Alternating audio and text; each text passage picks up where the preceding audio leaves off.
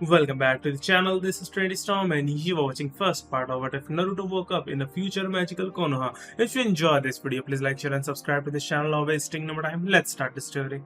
Naruto felt that the war had ended rather abruptly and without much fanfare. It did, however, have disastrous effects and long-lasting effects on the whole region of land known as the Elemental Countries. As insane as Naruto had always believed he was, Tobi thought he had the ability to become a Jinchuriki.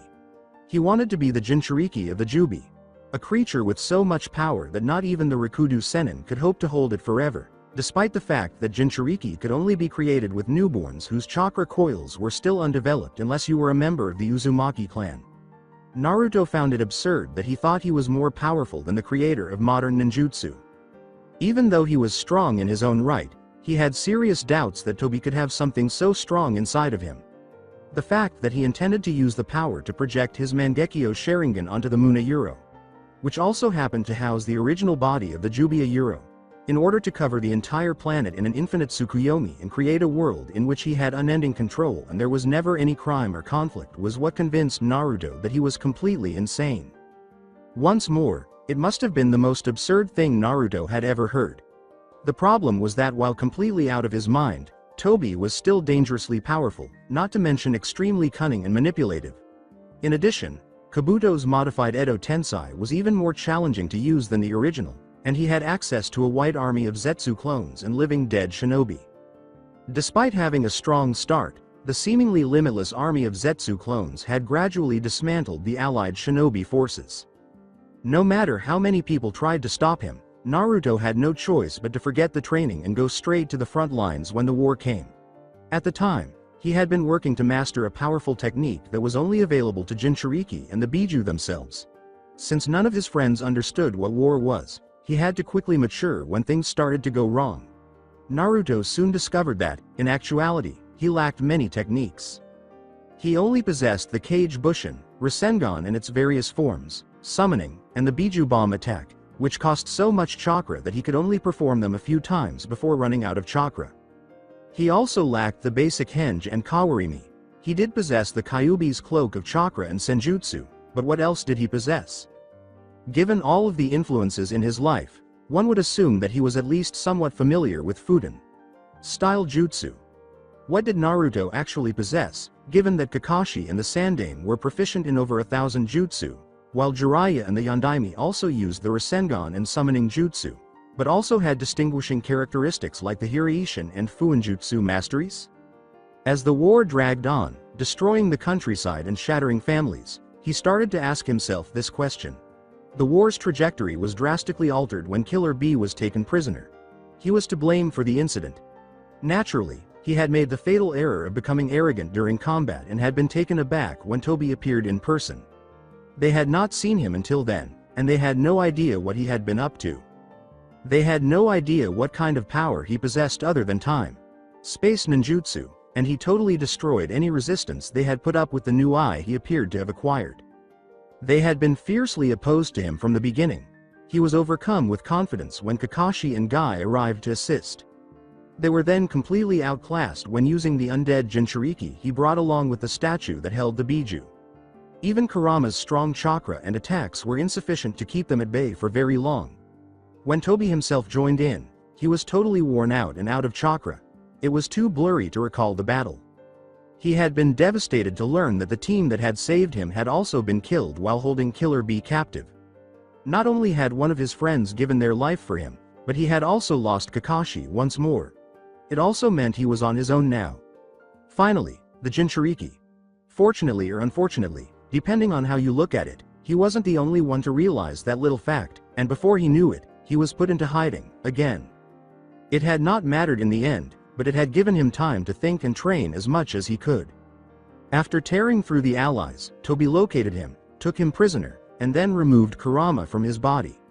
That's what he attempted, anyway. They activated the Shiki Fujin's final function while trying to remove the Kurama with Kabuto's and the various Zetsu clones' assistance. The Kurama was locked away from everyone, including those attempting to force it out of the seal, when Naruto earned the chakra cloak by locking it away in his mindscape. What the seal then proceeded to do was disable the jutsu while echoing the effect of the extraction, sending it back to the original point of origin, powered by the death god himself, the statue that contained the spirit and energy of all the tailed beasts, excluding the Kurama. The outcome wasn't favorable. Everything for miles was destroyed in a blinding explosion, including the shinobi called forth by the Edo Tensei Jutsu, Madara and his cronies, and the Zetsu clones. Sadly, a sizable chunk of the shinobi alliance was also lost in the process. After some time, the remaining shinobi discovered the battered body of one Uzumaki Naruto, unconscious and in critical condition, while searching through the debris for anything that might have survived the explosion at Euro. Not that there was much. Tsunade, Sakura, and Shizune personally managed his various operations and recuperation after he was hurried to the medical bay. The explosion and unintentional use of the Kurama's chakra, which he used to save himself, as well as the obstinate will to live that he inherited from his mother, were the only things that had kept him alive for 6 months. There was quiet when he awoke. Complete quiet. It took him an additional 2 days to get the strength to sit up and leave his hospital room because his muscles had atrophied from lack of use. He became ill at the sight he discovered. There were corpses everywhere, all rotting and decomposing, as though they had just fallen where they stood. He slowly walked out the door of the hospital, which he knew was one of the Konoha buildings that had been rebuilt, into the horror that had awaited him. In order to discover that the hospital wasn't the only place that had suffered, he accelerated as much as his body would permit. Everyone appeared to have just fallen to the ground where they were standing. He saw someone he knew or something that made his heart ache every time he looked in that direction. He had no idea when he had fallen to his knees, when he had begun to cry, or how long it had taken him to stop, but he eventually got up and faced the rebuilt Hokage Tower. If there was one thing he needed right now, it was information, and the first place he would search would be the one location that had even more secrets than the library had to offer. Finding the information he sought in the one location he hoped to visit one day proved to be a wise decision. It also turned out to be one of the most difficult things he had ever done because the body of Godem herself was sitting in the chair he had always dreamed of having, and a note addressed to him was sitting innocently on the table in front of her. Naruto, you'll be waking up shortly if I know you, and I assure you that I do. One of my many regrets is that none of us will be present to welcome you. Before I continue, I suppose I should explain what's going on in the world. The residue chakra from the Biju trapped inside the ceiling statue spread throughout the lands when Tobi attempted to remove the Kyuubi from you, causing the explosion. As you are aware, the Biju's chakra is toxic to humans, but no one realized until it was too late to take any action. If it hadn't been for the explosion, it wouldn't have even spread so quickly and far. Everyone was caught off guard, and by the time we even considered taking action, it was too late. People fell one after another, their bodies rapidly deteriorating as a result of the chakra's exposure. However, the fact that you still have the Kyuubi's chakra sealed in you and have been exposed to it throughout your life only served to shield you from the effects that everyone else experienced. The injuries you sustained in that most recent fight with Tobi and Kabuto are the only thing holding you back. What happened to Sasuke is unknown to us. I regret that you were unable to save him. He was simply too far gone, I suppose. Before I lose my strength, I have only a few more things to say. I sincerely apologize for abandoning you. I would never wish that upon anyone, least of all you. Even though we never expressed it, Jiraiya, you were like a son to me. In the end, you were loved by the village and all of your friends. They all had faith in you and will have faith in you long after they are gone from this world. I've prepared your hospital room with everything you'll require if you stay unconscious for more than a few months. You never give up, no matter what, so I'm positive you'll live. You still have life, so this isn't the end. Everyone's will of fire will be passed down to you. I'm sure you'll make it. As a final directive from your Hokage, do not commit suicide when you awaken. I hope that someone made it through this and that you won't be left alone ever again. It is my final wish for you. All I can think as I sit here is that I'm happy I got to know you. I was rescued from myself by you. You helped many people with that. Before I go to sleep for a short while, I'm going to have one last drink. I'm hoping that it was all a bad dream, but if not, I might have another chance to see my loved ones. This isn't the end, Naruto. My final words to you. After all, it's a lifetime promise, so I'll see you again someday. 4 years had passed since the day that permanently altered Naruto's world. Reading the note again and again, he had fervently hoped it was not true. As soon as he was strong enough, he summoned as many Kage Bushin as he could and buried everyone in the village properly. Even with the assistance of all the clones, it had taken him longer than he would have liked. He had to keep his composure the entire time or else he would lose it while gathering all the corpses. When the clones completed their task and vanished from his consciousness, the images that invaded his mind nearly broke it. Every single one of his friends' and allies' bodies were gone. The fact that he was alone hadn't really hit him until then. He had been carrying himself to the bathroom and forcing food down his throat to keep from starving for days. It hadn't been long since then before he could concentrate on something other than sitting and groping because he was who he was. Simply put, it was not who he was and would not be. From his early days in the academy to the extraction procedure with Toby, he reflected on all that had preceded this. On his first mission out of the village, and on all the other missions he'd been on that involved all the S-rank and other missing nin he seemed to be attracted to, he realized above all else that he'd been extremely fortunate not to die. Therefore, even though there might not be anyone left to fight, he could still pick up new skills and other knowledge that would come in handy later. He then made his way to the library. He was more patient now than he had ever been as a child, thanks to all of his experiences. He had the best study method, too. He raided the library for everything it had, using the enormous group of clones and everything else at his disposal. He was already familiar with many things, such as the locations of the larger villages and the smaller ones that surrounded them. Since the library is public, it does not have many higher-level ninjutsu, but it does have many helpful C to E rank ninjutsu. Since he used the wind element, he went straight to the area with wind ninjutsu. Unfortunately, there weren't many Fuden jutsu in this fire country, so he went to the largest section, which naturally had Kaiden jutsu.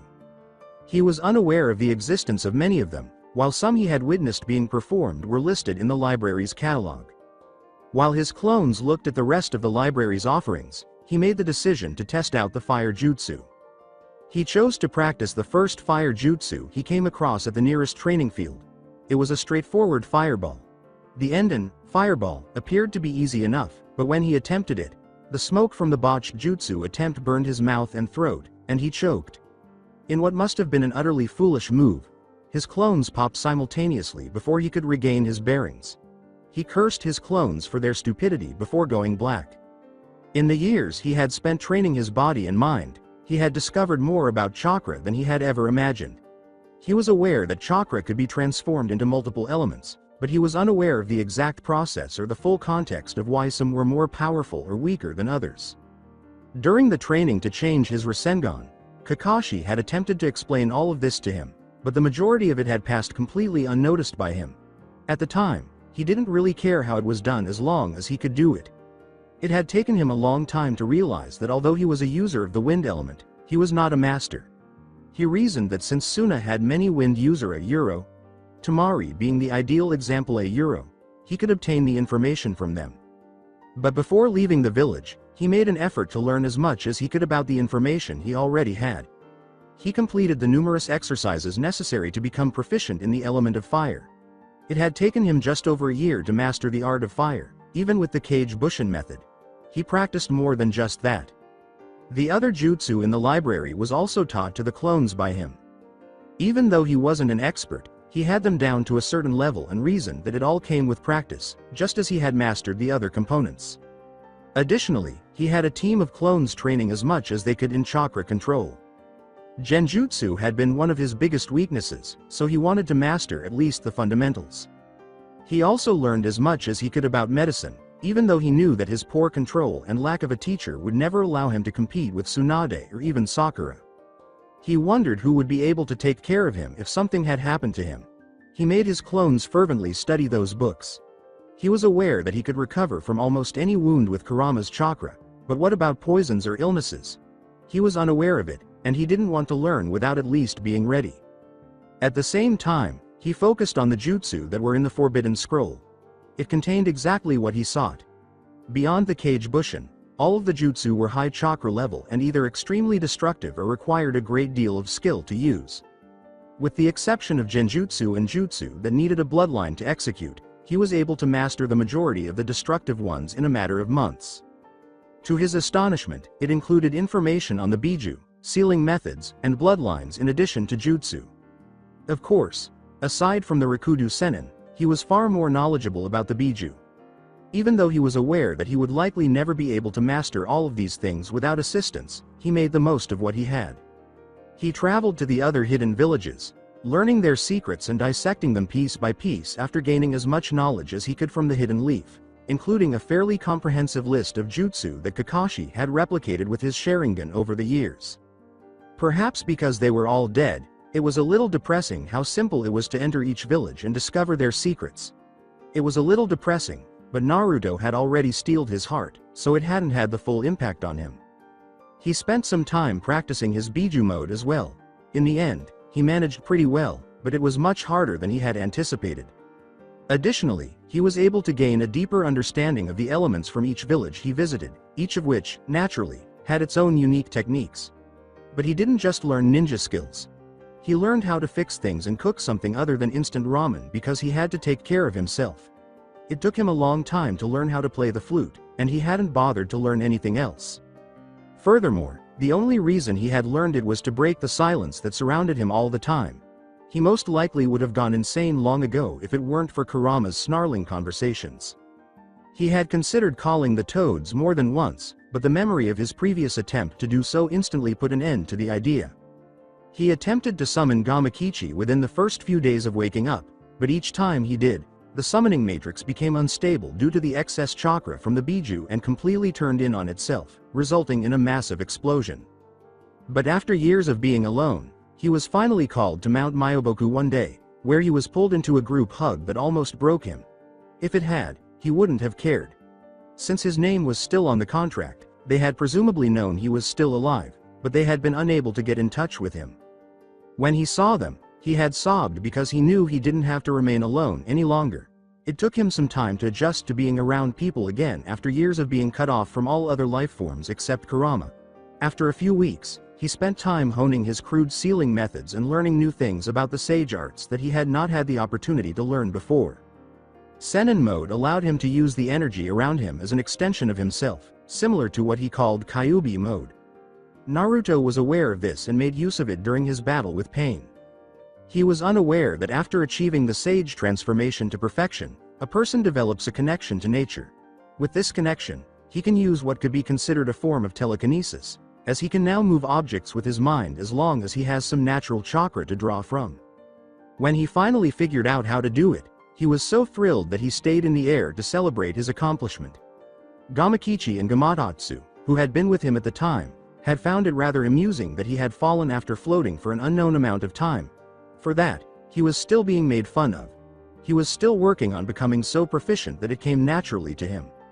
He was able to pass Fukasaku's test, albeit narrowly, and eventually declare himself a master of the art after his sealing abilities improved in tandem with Fukasaku's knowledge and proficiency. He was still terrible at tests even after all these years, but it was better than failing. Being among people was pleasant, but he couldn't help but wonder how they had managed to avoid contracting the plague that had swept the nation. He had been shocked to discover that Mount Myoboku was in a different dimension when he eventually asked Fukasaku why. For a while, the thought lingered in his mind until it became his only thought. He asked the great toad sage, Shima, and Fukasaku how they were able to travel between dimensions, and they explained that it was a combination of regular and nature chakra, blood, and a very intricate set of seals that had been written shortly after the Rikudo Sennin by the Uzumaki clan, ironically. They gave him a copy of the seals that had been engraved all over the place and left him to think. He departed without observing the great toad's sly expression. 3 months following his acquisition of the copy, he was able to modify the seal's summoning effect. He intended to reverse summon himself to another plane, rather than just this one, to the elemental countries. Even though he adored the toads, he knew that he couldn't live with them indefinitely and that returning to the elemental countries would be too difficult. Despite his efforts to harden his heart, he still struggled to accept the fact that all of his friends were no longer with him. He kept checking, and after telling the other toads what had been consuming all of his time, he asked the toads who knew the most about Ida-Yuro, Shima, Fukasaku, and the great toad Seija-Yuro, before deciding to give it a try. He had no idea where he was going or even if he wanted to stay where he ended up, but he had a feeling that everything would be okay. If the sage's smile wasn't a sign of confirmation, he didn't know what it was. In case he got into trouble, they had contingency plans to call him back to the mountain. With this, he would at least be able to call the toads to his destination. He applied the blood and a tiny bit of chakra and nature chakra to activate the seals after setting up the seal array, making sure he had everything he needed, and getting fussed over by Shima. He hoped that this would send him somewhere where he could make a difference. Then, in a puff of smoke, he vanished from the mountain. Alright, perhaps he hadn't given this much thought. He found himself on the outskirts of what appeared to be a city after the jutsu worked flawlessly. But it was a city he had never seen before. The people, the tall, metallic buildings, and the metal boxes that people appeared to be riding in. So many people. He was astounded by what they were doing and the technology they appeared to have. His inability to comprehend a word they were saying was the primary issue, as he was currently dealing with a lot of them. Fortunately, he possessed the perfect jutsu for this. He had spent some time studying the Yamanaka's mind jutsu while perusing the various jutsu found throughout Konoha. He was unable to fully utilize them because they were family jutsu, but he managed to get by with what he had. One of those is a jutsu technique that allows you to read people's minds and discover all of their secrets. The T&I department had been using it, but due to the negative effects of the jutsu, it was discontinued. The jutsu allowed him to read people's minds, but it also replicated everything the person knew. When used repeatedly, the barrage of information from various lives that was pushed into the mind caused people to go insane. Naruto was fortunate to be able to separate the memories after years of dealing with his mindscape. He would take what he needed a euro, that is, knowledge about the world he was currently in a euro, and discard the rest in what he liked to refer to as a brain dump. It took him a while to locate someone who appeared to know the details he was seeking, including the language, the general state of the world, and other details. Regretfully, only one persona euro, a rather well-dressed woman a euro, fit the bill for Naruto. Now, Naruto had no issues with women, and if it weren't for the fact that the women he had been observing looked so incredibly perverted and completely ridiculous, he would have chosen a guy. In addition, his earlier observations were explained by the fact that they were teenagers. That was unnecessary because he had already experienced puberty once and didn't need to go through it again. However, he could do without the fact that women had different life experiences, which made it difficult to extract memories from them. He nevertheless took a chance, making the hand signals and aiming for the back of her head in a way that made him think of a young Ino, and he felt the memories flash through his head.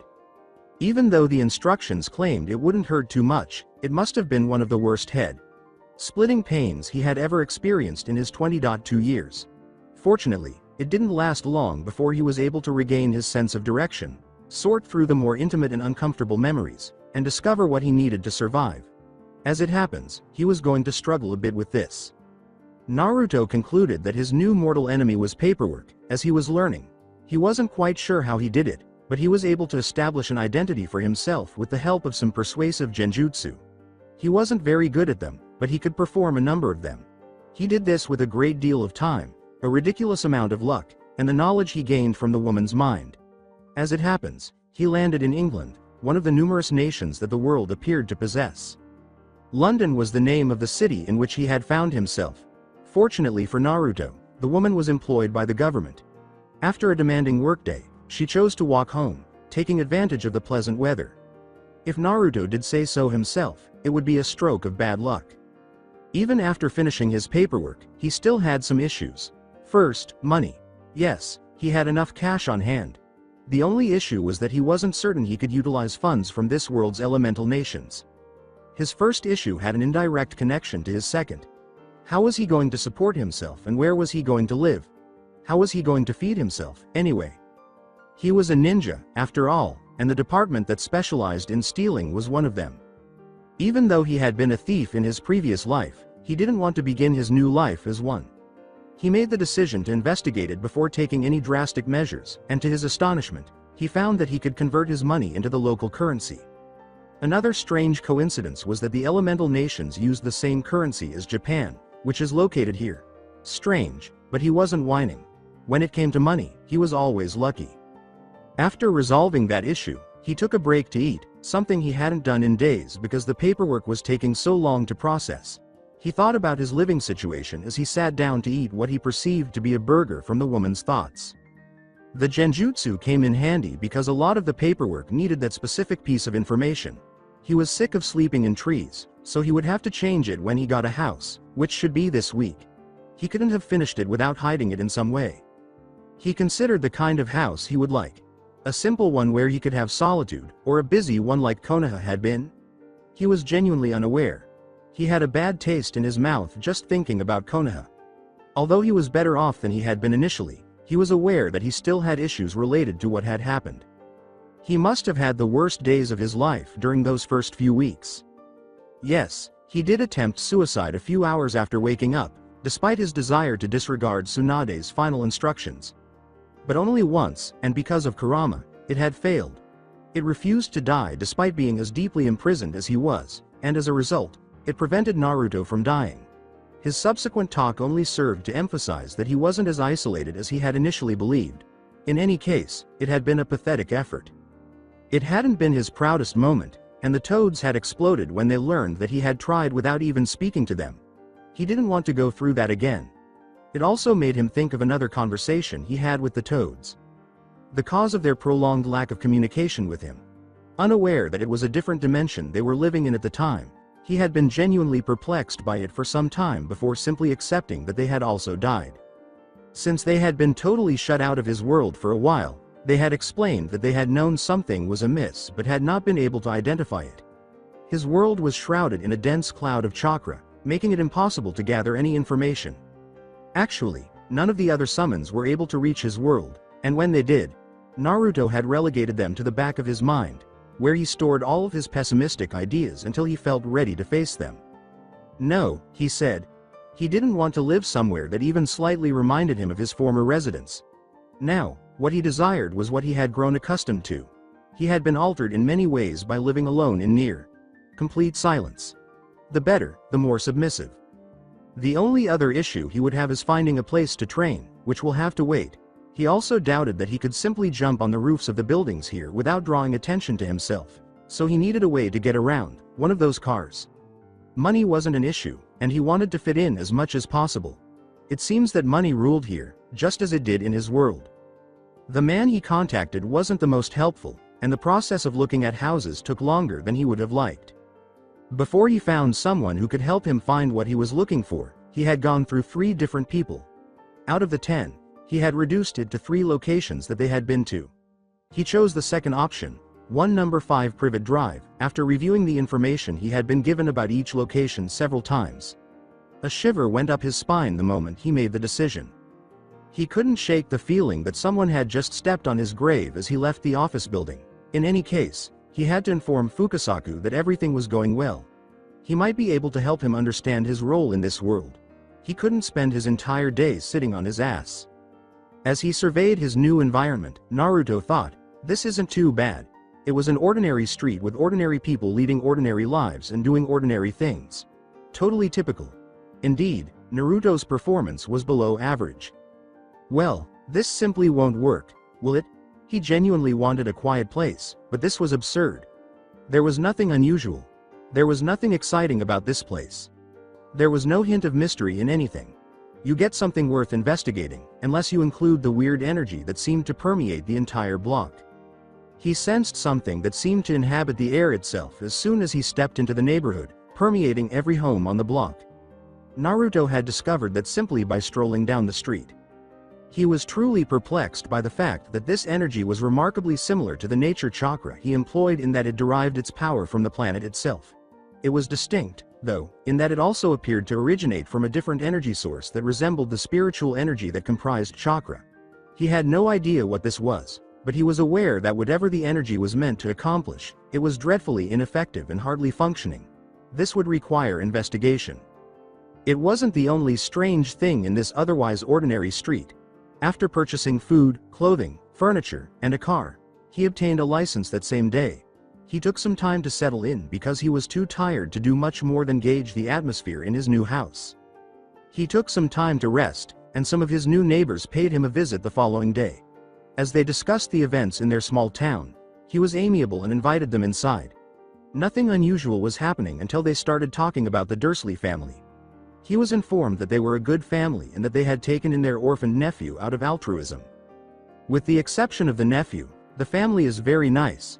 The nephew was a burden to the Dursley family ever since he moved in, and it seems that he was some sort of deranged lunatic who had committed numerous crimes. The child's response was so dumb that he almost slapped them when he asked how old they were.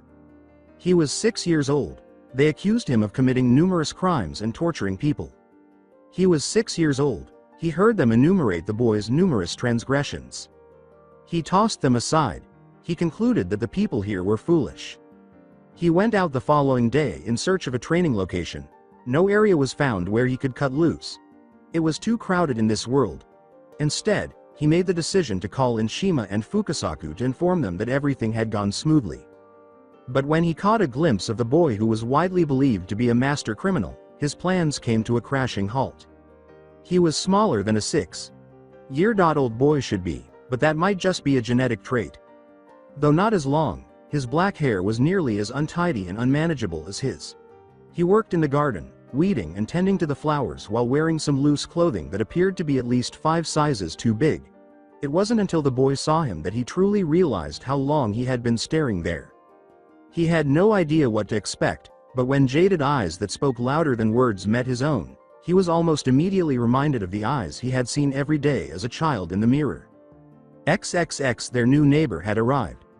The Polkas family claimed that he was merely a young upstart who had a terrible temper and was impolite after he had evicted them from his home. The entire situation seemed amusing to Harry.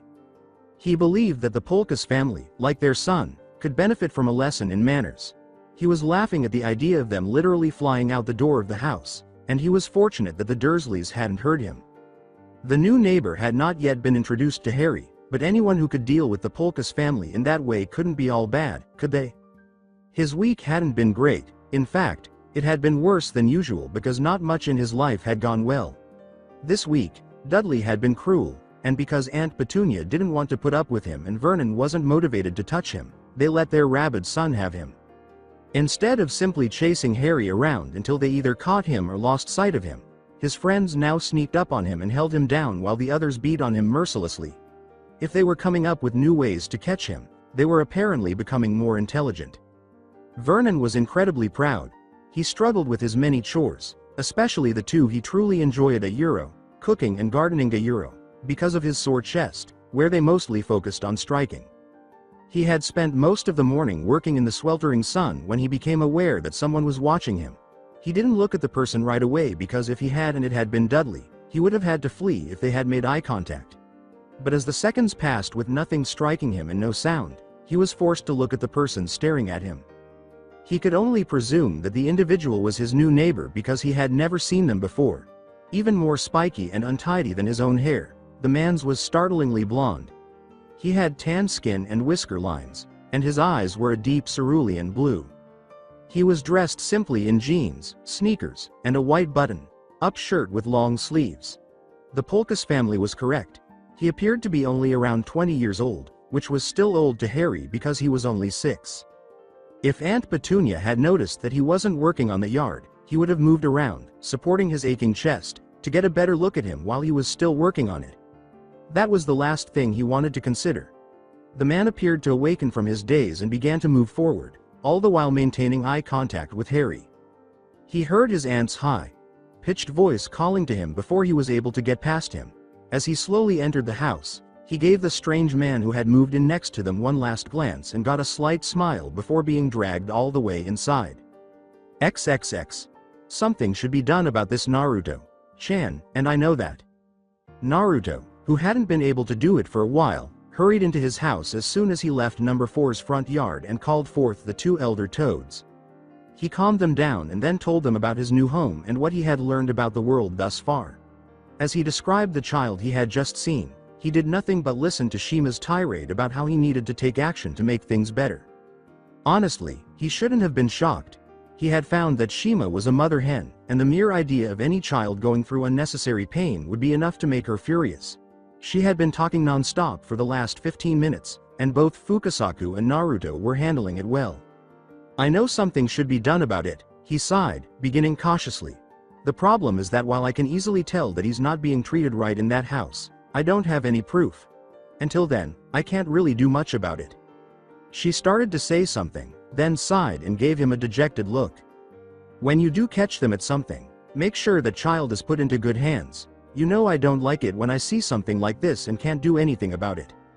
After that, They hadn't stayed long. They made sure to inform Naruto to call them more frequently before they departed.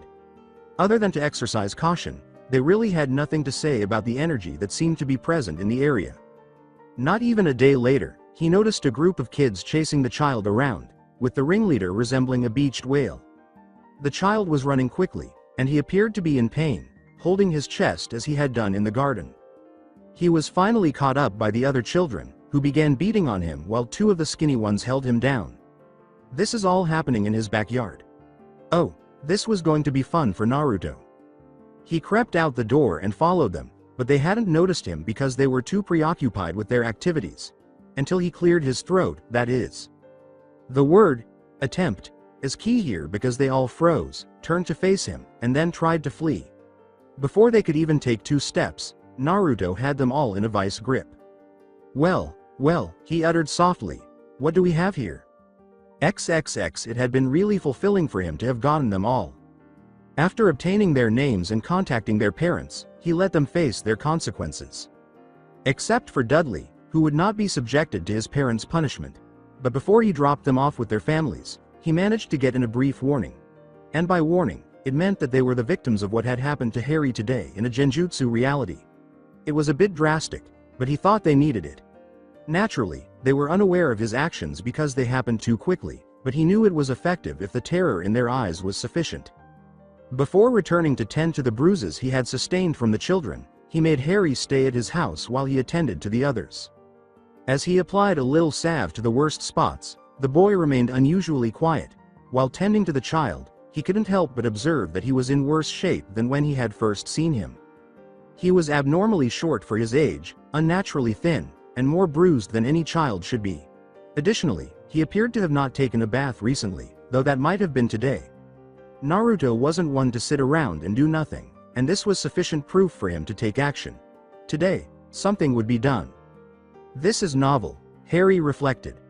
People typically ignored his plight and did nothing to help him when they witnessed something happen to him. In a short period of time, the new neighbor had done more for him than everyone else in the neighborhood a Euro. Aside from that kind Mrs. Fig Lady a Euro had done for him during his entire stay here. He hadn't claimed to be a criminal of some kind, a freak, or a really horrible person. He had only patched him up and prevented Dudley and his gang from beating him up anymore. Still a little stunned by what was happening, he had barely managed to squeak out a response when he was asked his name. So Harry, the man said quietly, is this a common occurrence or is it an uncommon one? He understood what he was asking, but hadn't fully grasped the last word. The issue was that the Dursleys had repeatedly warned him not to tell. They warned him of the consequences if he ever spoke. It wouldn't look nice. After noticing the child's uneasiness, Naruto made a hasty attempt to reassure him while still obtaining the information he required. It's okay Harry, if you can't tell me. How about, I just ask some questions and you nod yes or no that way, you won't really be telling me anything alright? Okay mister. Sheepishly, oh, sorry, he said. He had neglected to introduce himself to the child. Call me Naruto. Before Harry started listening to the questions, he thought, Naruto, that's a funny name. How long has this been going on? Indeed. On hot days, do you always work in the garden? Indeed. Until Harry started to feel exhausted, that is.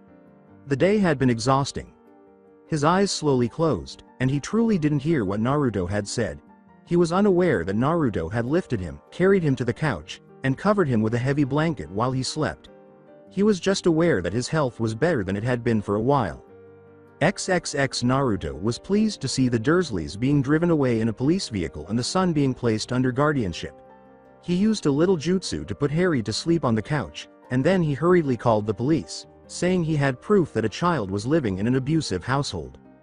The authorities had arrived quickly, first visiting his home to examine the child before going to the Dursleys to question them. Because of their nature, the Dursleys had not really assisted in calming the police. Rather, they had placed them on guard as they used a search warrant to force their way inside the house and looked it over from top to bottom. While they investigated, they discovered enough evidence to put them away. Naruto discussed with the other officers what would happen to Harry as they sped away in the back of the police car while they attempted to find a solution. He was informed that although he could keep the child with him for the time being, He would need to have the child checked out at a hospital for physical proof of abuse and to treat any lingering illnesses or other issues.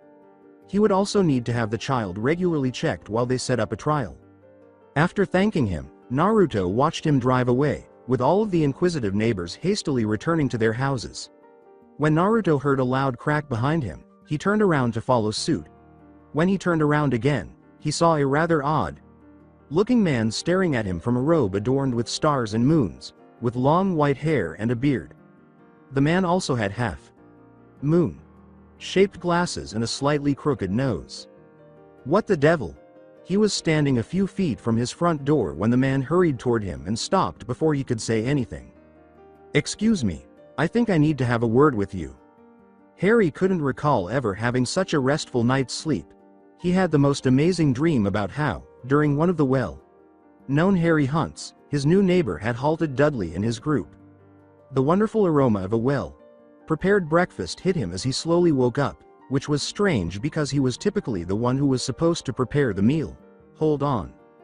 When he looked around, he sat up quickly, prepared to dash into the kitchen and apologize on his knees, if it kept him out of trouble with the Dursleys. The fact that this was not the cupboard beneath the stairs, much less number 4 Privet Drive, was quickly discovered.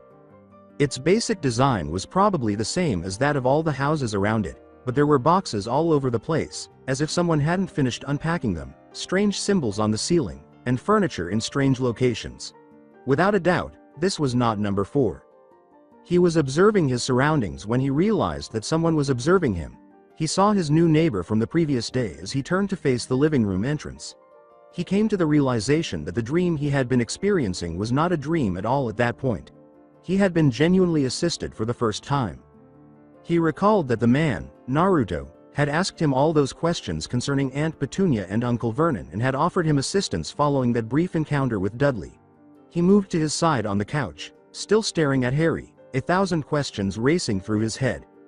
The way the man smirked before he spoke must have made it clear. "I know you probably have lots of questions, but I think it'll be best if we eat first, agreed?" What else was new? Harry had to acknowledge that he was hungry. They ushered him into the kitchen, where the food was spread out like a feast, 2 plates empty beside the empty chairs. He couldn't possibly consume all of this. He glanced anxiously at Naruto, who merely nodded toward the table and grinned. Even though he couldn't consume nearly all of it, he was still going to have a decent meal today. He must have had the best meal of his life. He had consumed more food than he had anticipated, but Naruto ultimately consumed the remainder. Following their retirement to the living room, where Harry took his seat back on the couch and Naruto took a rather cozy-looking chair, Harry gazed expectantly at Naruto with a million questions burning in his eyes. "Okay, first things first. The Dursleys won't ever be a problem for you again. I took care of them last night." He hadn't been prepared for that. For years he had hoped for the very idea that he would not have to go back to that horrible place. Though he had begun to lose hope, he had frequently dreamed that someone would come and rescue him from the cupboard beneath the stairs. However, this man was claiming to have taken care of the Dursleys. He had bright hair and was messier than he was. He said abruptly, "Wait, what do you mean by you took care of them?" Despite his youth, he was naive about the world. He had heard enough threats in his lifetime to understand their true significance. He quipped, "I called the police and they handled it, kid. They said that you could stay with me while they get things sorted out.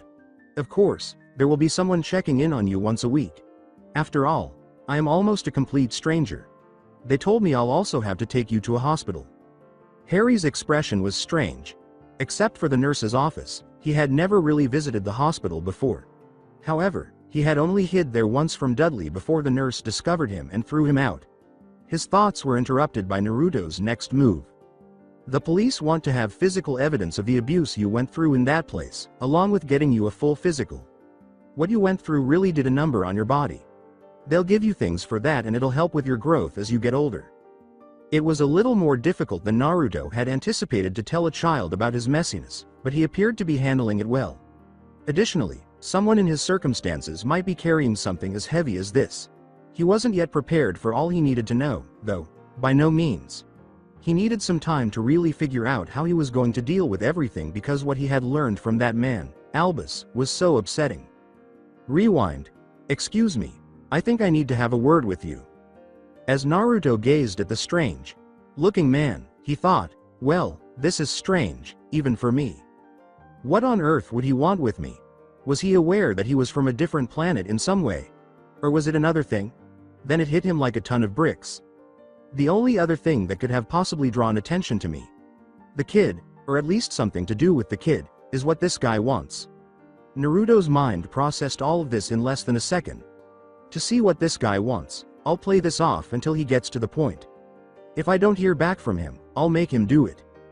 Is there something I can help you with, Mr. Albus Dumbledore? And yes, there is something you can help me with. May I come in? Yes, it's a very smart idea for any ordinary person to invite an elderly man who appeared out of nowhere in odd clothing into their home. Fortunately, Naruto was not an ordinary person, and he was sure that he could manage any situation that arose. Besides, information was valuable, and he wanted to know what the man truly wanted. I guess so, but, seeing as I just moved here, you'll have to excuse the unorganized mess that is my home. He entered the house with the man, Albus, and Naruto guided them to the kitchen. Albus took a seat in the chair that was offered and then gave him a serious look. I would like to know what you've done with Harry Potter. Well, that was what he hoped for. Straight to the point. Do you mean the boy that lives with the Dursley family? I've done absolutely nothing to the boy, and I don't know why you would need to know in any case if I had done something with him. What I want to know is why are you here questioning me, instead of his family, and I'd like to know why. Quick to respond, he displayed more force into his tone. I don't really see why you need to know. I do, however, know that the boy is here in this house and his family is no longer at their home. I don't want to, but I will use force to get the boy back if I have to. Trust me, I didn't even need to do this. I could have easily taken the boy and had him back with his family and you would be none the wiser. However, I was in a particularly good mood today. So just hand the boy over to me and I'll be on my way. Alright. Even though he didn't express it, he was furious now. Regardless of what he might want with the child in the adjacent room, this man believes he can simply approach him and give him commands in his own home. He started, "You sir, letting go of some of his murderous intent, just made a big mistake. You can leave now. I believe you know the way out." He avoided a strange colored light that was aimed at him by turning his back on the man, which is not usually a good idea. He looked back at the man, who was pointing at his previous location with a piece of wood. Naruto thought, obviously, this is how this world fights, which is strange because nothing like that was mentioned in that woman's memory. It will be nearly too simple. "You wanna go, old man?" he asked, his tone slightly more murderous. "Let's go."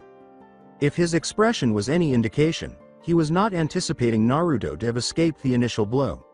Naruto had enough time to phase behind the man and knock him unconscious.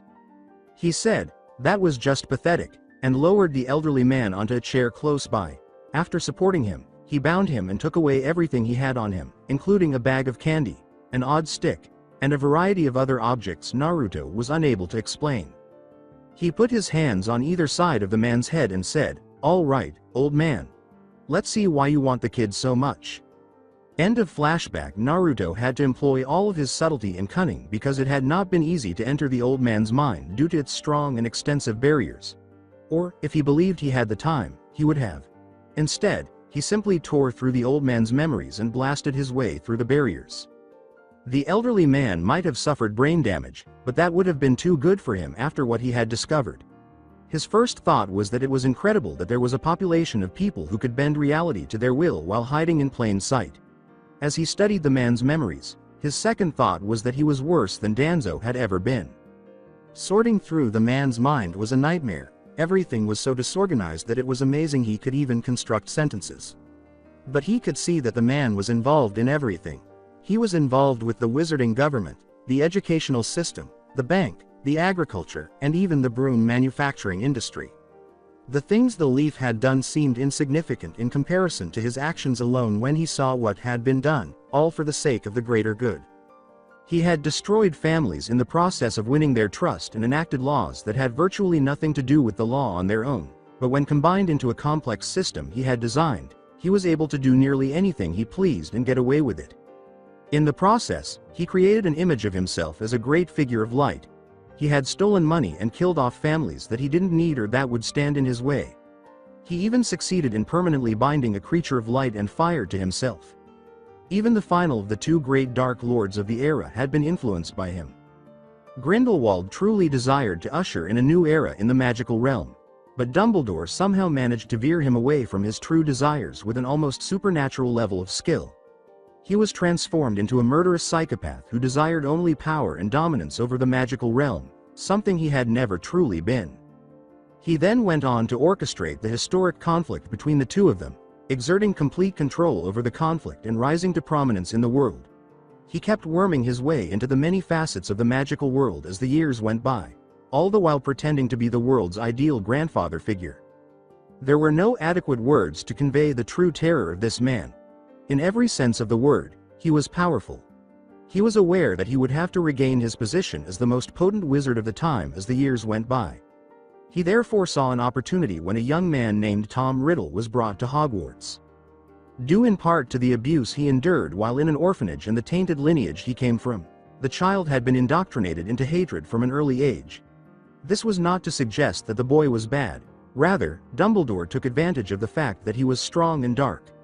Without the boy even realizing it, he skillfully manipulated him for years, gradually corrupting him until he was no longer merely a young, irate boy. He had waited calmly as a young Tom Riddle transformed into the monster that is now Voldemort. Death after death, battle after battle, and Dumbledore came to the realization that he had erred. Although his plans had gone smoothly, he hadn't anticipated that growing older would slow him down as much as it ended up doing. Yes, his body had started to deteriorate further, so he could only bring Voldemort to a halt in combat, but that didn't mean his magic was any less potent. It took several years before he was given another chance. Severus Snape, another young child, had been exactly like Voldemort. Youthful, irate, and having a terrible home life. The boy did have a friend, a young girl named Lily Evans, but that was the only difference. Originally the best of friends, the two were shattered by conceited, pure-blooded boys who loved to break the rules, thanks to the efforts of James Potter and Sirius Black. They tortured Severus until they were forced to part ways, which increased his aversion to and attraction to the dark arts. They also romantically browsed Lily. Naturally, Dumbledore was also involved in this, as he did nothing to stop the boy from mistreating the other boy. The Gryffindor-Slytherin stereotype really started to take hold at this point. Prior to the ongoing war and everything that had been going on in the school, it hadn't really been that significant of a factor, but now there wasn't much hope for it. Following the breakup of the two friends, Lily, who had previously only thought of James Potter as a prick, started to view him romantically. Naturally, this was a combination of James's maturation and Dumbledore's manipulation of them. He had changed into a decent person by the time they were together, but he still harbored an unreasonable dislike for anything Severus Snape and Slytherin. That last one resulted from a combination of his hatred of losing and his long-standing jealousy of Lily's closeness to him. Ultimately, it resulted in Snape joining the Dark Lord, Lily and James joining Dumbledore's Order of the Phoenix soon after school, and their marriage. Getting someone he knew he could most easily use to get close to the Dark Lord and take control of the Potter family, who had a strong social position, had been part of Dumbledore's plan. He wasn't prepared for the prophecy that had spontaneously emerged from the mouth of the candidate for the school's divination job. According to the prophecy, someone with an unidentified power could bring about the Dark Lord's demise. He took advantage of the fact that it was unexpected. Because his brother Aberforth had told him about the person listening outside the door, he was aware of it. Because they were both in his order, he was aware of only two families that might fit that prophecy. He set them up because he was unsure which family it would be because they both had boys on the same day. He advised them to use the Fidelius charm to go into hiding after telling them that Voldemort had heard a prophecy about one of their children and would be pursuing them. With Dumbledore acting as the caster, they put their houses under the charm after entrusting the man with their lives. However, since their selections would be clear, he recommended that they switch the secret keepers they have chosen. Thus, the Potters moved from Sirius Black to a man named Peter Pettigrew, and the Longbottoms moved from Madame Longbottom to a patsy that Dumbledore was considering removing. The outcome was exactly what he had hoped for. The person who would be marked by the Dark Lord with the mysterious power, the people who would probably keep him away from Dumbledore, and the other family members. He was happy that the family would be out of the way so that he could easily have the Longbottom name under his belt as well, but he didn't really care what happened to the Longbottom boy. Madame Longbottom and Sirius, who both knew he had performed the charm and the wills, were the only minor plot holes. With the solicitor under Dumbledore's control, the wills were handled with ease. A little memory charm here, a person imprisoned there, and that issue was resolved. His placement at the Dursleys was the first step in his plans for young Harry. The fact that he genuinely believed he was acting morally was the worst aspect of it all.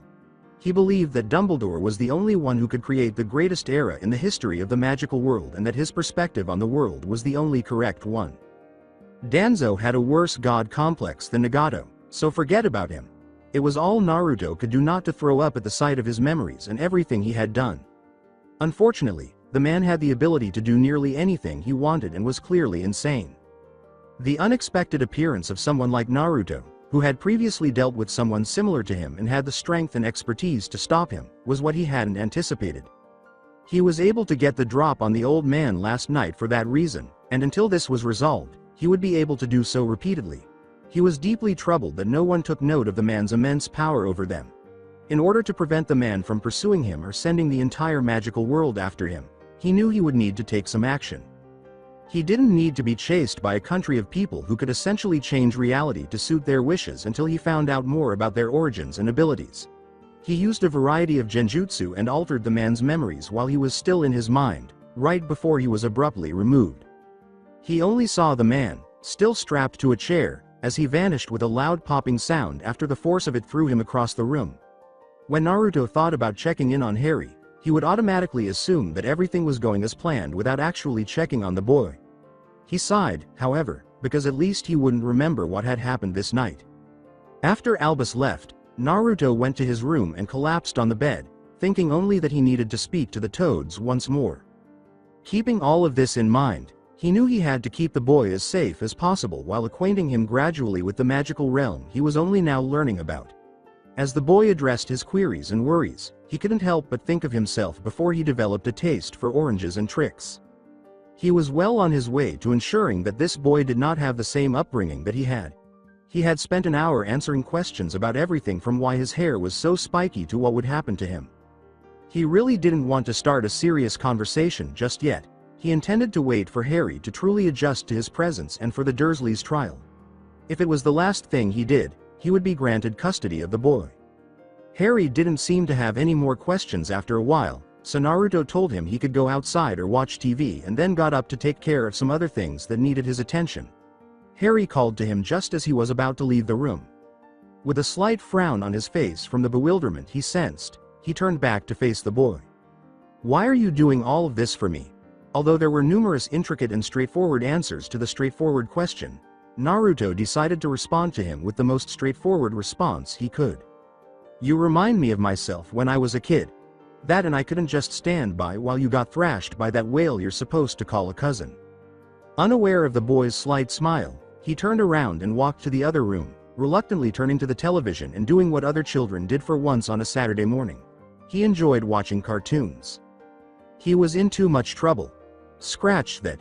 The situation was so out of his grasp that snafu was the only suitable term to describe what he was in. That's awful, indeed. As soon as he left young Harry alone with the TV, he went to his room, called Shima and Fukasaku, and promptly informed them of the situation. Before they spoke, they pondered the new information for a few moments. "Oh dear, what a mess. You did the right thing by not killing that old man. Goodness knows we don't need an entire society with these types of powers out for our heads. So what should I do? This isn't something I really know how to handle. I mean, with Madara everyone knew he was the bad guy. Even with all his manipulations and secrets, that was one thing we were all clear on. Here, well, this guy makes Madara look like a little kid in comparison. He has an entire civilization full of people with the power to bend reality at his beck and call. I'm not really sure how I should go about this. This was really not his place." Naruto excelled at charging in, taking out the villain, and then saving the day.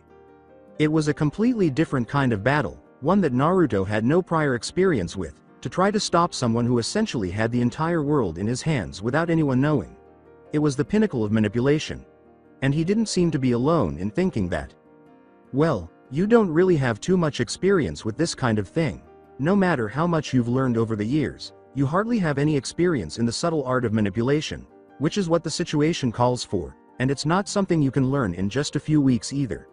It takes time that we apparently don't have. He stopped to catch his breath. The first thing, and I mean the very first thing you need to do, is set up some type of safe place, somewhere you can't be found by this man if he's as dangerous as you say he is. It's a good thing that we have at least a month to prepare before this man gets wind of what we're doing. They essentially only had a month, at which point the Dursleys' trial was set. The new evidence that implicated Vernon's sister Marge was the reason it had been postponed this far. The family as a whole appeared to be in disarray. They needed this month's window of opportunity because Dumbledore would know something was amiss and come look into it when the trial took place. Naruto had been extremely fortunate to land that attack on the elderly man. Regardless of the man's age, it might have taken a completely different turn if he had been anticipating that kind of speed from him. Honestly, I'm tempted to take the kid and just leave this dimension altogether and hope we land in a better one. The toads exchanged anxious glances, and Naruto's mind instantly raised red flags. That look only appeared when someone was trying to hide something from him. Is there a problem? Before he spoke, Fukasaku cleared his throat. Well, there was something that we neglected to tell you when you used that jutsu to come to this world. There was a reason that it hadn't been used more frequently beside the fact that it was a closely guarded secret. And the reason is? That jutsu can only be used once every 100 years. A pause. So you mean to tell me that I'm stuck in a world basically run by a powerful, insane, megalomaniac and I have no way to leave? One more pause. Yes, that's basically what we're telling you. Shit. XXX. So that's it, we set up some security seals and hope for the best? No, that's not what I said. We're going to set the seals to defend and hide us completely. Not even this old man will be able to find us. Naruto wasn't certain that the plan they had devised to buy more time would succeed. The idea was to locate a piece of land that was not being used, ideally a grassy area with miles of open space, and cover it with seals for 4 main purposes: defense, erasure, manipulation, and transportation. The first reason was clear. They needed a location that could withstand attacks and notify them in the event of a siege. The second reason is to literally remove the land plot from the world. They had to be able to hide until the necessary time came, and there's no better way to conceal something than to remove it from the earth itself and conceal it in a dimension that the toads themselves created. They were taking the basic idea from the scroll and the kunai and blowing it up in a ridiculous way, rather than actually erasing it from existence. They intended to seal themselves into their own pocket dimension, much like seals are used to seal a kunai into a scroll. At this point, the third goal becomes relevant: the pocket dimension's manipulation. They had to make sure they had food, water, air, and other necessities for living in a dimension they had created. They would be able to produce more water and air with the seals for the manipulation aspect until they had enough to sustain themselves. And this is where the final factor enters the picture. They needed the air and water to be there in the first place in order to produce more of it. They would be able to move themselves anywhere they desired or bring anything they needed a euro, including air and water a euro, into this tiny pocket thanks to the seals. After this was resolved, they could carry food from wherever they needed it, along with other things like clothing, books, and other necessities. The last two capabilities offered by the defense and transport aspects were the capacity to conceal anything and the ability to appear anywhere at any time. The Hiraishin served as the model for the concept, which stated that you would end up wherever the kunai were. If Naruto's information from the old man's mind was correct, the defense's second feature was its ability to conceal anything. Nothing could be found in the protected area, which was exactly what they needed. Harry had numerous spells that could follow him around the globe and made sure he didn't want to be discovered. Naruto was astounded that the toads had conceived of this concept within half an hour of learning about the predicament he had found himself in. Finding the land they would need to accomplish this and how no one would notice a huge piece of land simply going away were two of the issues that arose. Fukasaku simply grinned and promised to handle it. The only other issue was that they still had to explain the situation to Harry Ayuro, or rather, the fact that he was different. On the advice of Shima, whose inner mother had returned, he made the decision to tell the child about the magic of this world even though he didn't want to overwhelm him with it.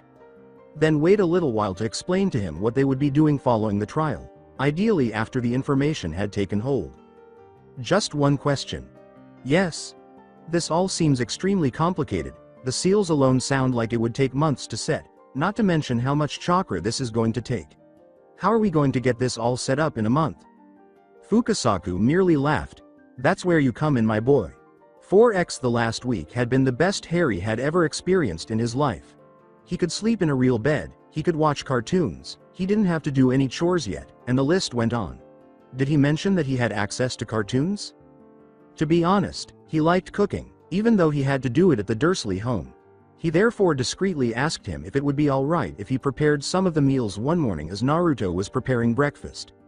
Although initially dubious, Naruto consented as long as he was present to oversee. Despite the fact that he still didn't know Naruto well, he could tell the man was a decent man who clearly cared about him. He could actually grow accustomed to it. Even though he was a child, he was able to notice certain things that other children would miss, such as Naruto's serious expression whenever he looked at him. Although it wouldn't be particularly obvious, Harry had learned a few new skills while residing with the Dursleys. He really didn't want to say anything for fear of upsetting the little stability they were gaining in the house, but it seemed like the conversation was meant to be, so when Naruto approached him with a gloomy frown on his face, he knew something wasn't right. We need to have a talk, Harry. The news about his family and his condition had not been well received by Harry. For the next 2 days, he stayed hidden in his room and only came out to eat or use the restroom. At best, the meals were uncomfortable and tense, and Naruto was genuinely unsure of his responsibilities. This was the first time he had ever really dealt with children, at least not in this way. He did what he did best because he had no idea what he was supposed to do. Using only his hard head and absurd luck, he charged into the situation with no plan at all. He gently knocked on Harry's door and asked to enter, but he received no response. Harry was lying on his bed, face down in his pillow, apparently oblivious to Naruto's presence, when he slowly pushed the door open. With a sigh, he sat on the edge of the bed and gazed forward, lost in his memories, without saying anything. Both of them were silent for a long time, and when they did hear someone talking, Naruto wasn't at all shocked that it was him. You know, when I came here, I didn't expect to find anything to really keep me here. I was really just looking for a way to pass the time until my final days. I honestly thought I would have been alone the rest of my life, but then again, if my old friends heard me saying that, I'd probably get a fist to the head. Harry, who hadn't moved since they'd been in the same room, turned his head slightly, either to improve his listening or simply to feel more at ease. Although Naruto was unsure, it served as a small motivator for him to continue speaking. When I look at you, your eyes remind me of one of my older friends. She always had a bit of a temper, but she was very kind and always wanted to better herself for her friends. I guess that's why she became a medic, but I could never be sure. Your eyes, while the same color as hers, also remind me of my other friend. He was always alone as a child, never really had anyone, and it was hard for him. When I met him, he was in a bad place, but I managed to get him out of his darkness and he became one of my best friends. Do you know why I'm telling you all of this, Harry? Harry shook his head, having now completely turned to listen to him.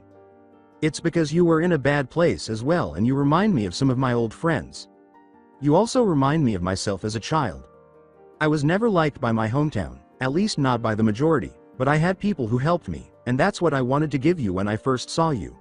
What I said the other day about your parents, you didn't let me finish. That's when Harry began. When he learned that his parents had passed away, he fled the room because he was being pursued by a crazy man. He had had enough of hearing about how he had caused his parents' deaths. That man was after you and he was set on killing you, but your parents loved you. They loved you enough to die for you when they didn't have to because they wanted you to live. That's why you survived that night. Their magic lingers on you at this very moment. No matter what happens, they still do their best to help protect you from harm. It had to be true. It was true. He recalled the terrible evenings after Vernon had lost his temper or Petunia had been spiteful and he had been harmed as a result. He wished the pain would subside. He recalled waking up the following day with the worst of the bruises and wounds gone, and falling asleep to the comforting warmth of a mother's embrace. He couldn't explain it at the time, but now he understood, and he felt bad about the way he had been acting these past few days. A single finger in the air prevented him from apologizing. Naruto gave him a look and then chuckled quietly. He took a moment to look at the young boy and then continued, saying, "It's okay, Harry, you don't have to apologize, and I understand how you were feeling. Is there something you want to ask?" After a brief moment of looking down, Harry looked up, his face slightly flushed. Can you tell me more about my parents or your friends? Naruto's smile nearly lit up the room when he was asked that question. I'd be happy to. XXXXX Naruto had a very stressful month because he had to prepare everything in a limited amount of time. They had no trouble finding a location that was ideal for their needs, and summoning the cage Bunshin was no problema euro. He had been doing it for years. The issue was that Naruto had never encountered the seals required to accomplish this. They were on a completely different level. Naruto wasn't certain he possessed the level of accuracy and skill needed to complete the seals required for the dimension hopping he had done. In actuality, though, he had very little option. Before he was even close to being ready, he had to finish it or face a crazy megalomaniac. Naruto had performed surprisingly well with that mindset, and Fukasaku's presence had been very beneficial. Even with the cage Bunshin's assistance, it had taken 3 weeks, but they were done in time to hire a lawyer for the trial that was coming up. The chakra drain Naruto experienced when it came time to actually power the seals was the only other issue with them. When he poured his chakra into the characters, Naruto suffered from severe chakra depletion for the first time in years. He and Fukasaku had both underestimated the power required to activate the seal array. He struggled to explain to Harry why he was so pale and nearly unconscious, and why he slept through the entire following day and into the evening. Speaking of Harry, during their month together, they had grown quite close. Naruto would tell him stories every night about his friends and his former home, or about his parents, which he had learned from the old man's memory. Naturally, he exaggerated a lot because he wasn't quite ready to divulge the fact that he was a ninja from a different planet, but it appeared that Harry had liked the different tales about his pals. Even though Naruto didn't have much to say, he had naturally wanted to learn more about his parents beforehand. Even though it wasn't all positive for Harry, it had been sufficient for the young boy, and as a result, they had become closer. The boy had more issues than he initially believed, it turns out. His eyesight was terrible from a combination of his terrible treatment, genetics, and the fact that his glasses were the wrong prescription, which didn't help. He hadn't had any of his shots. According to Harry, they were purchased at a garage sale by the Dursleys.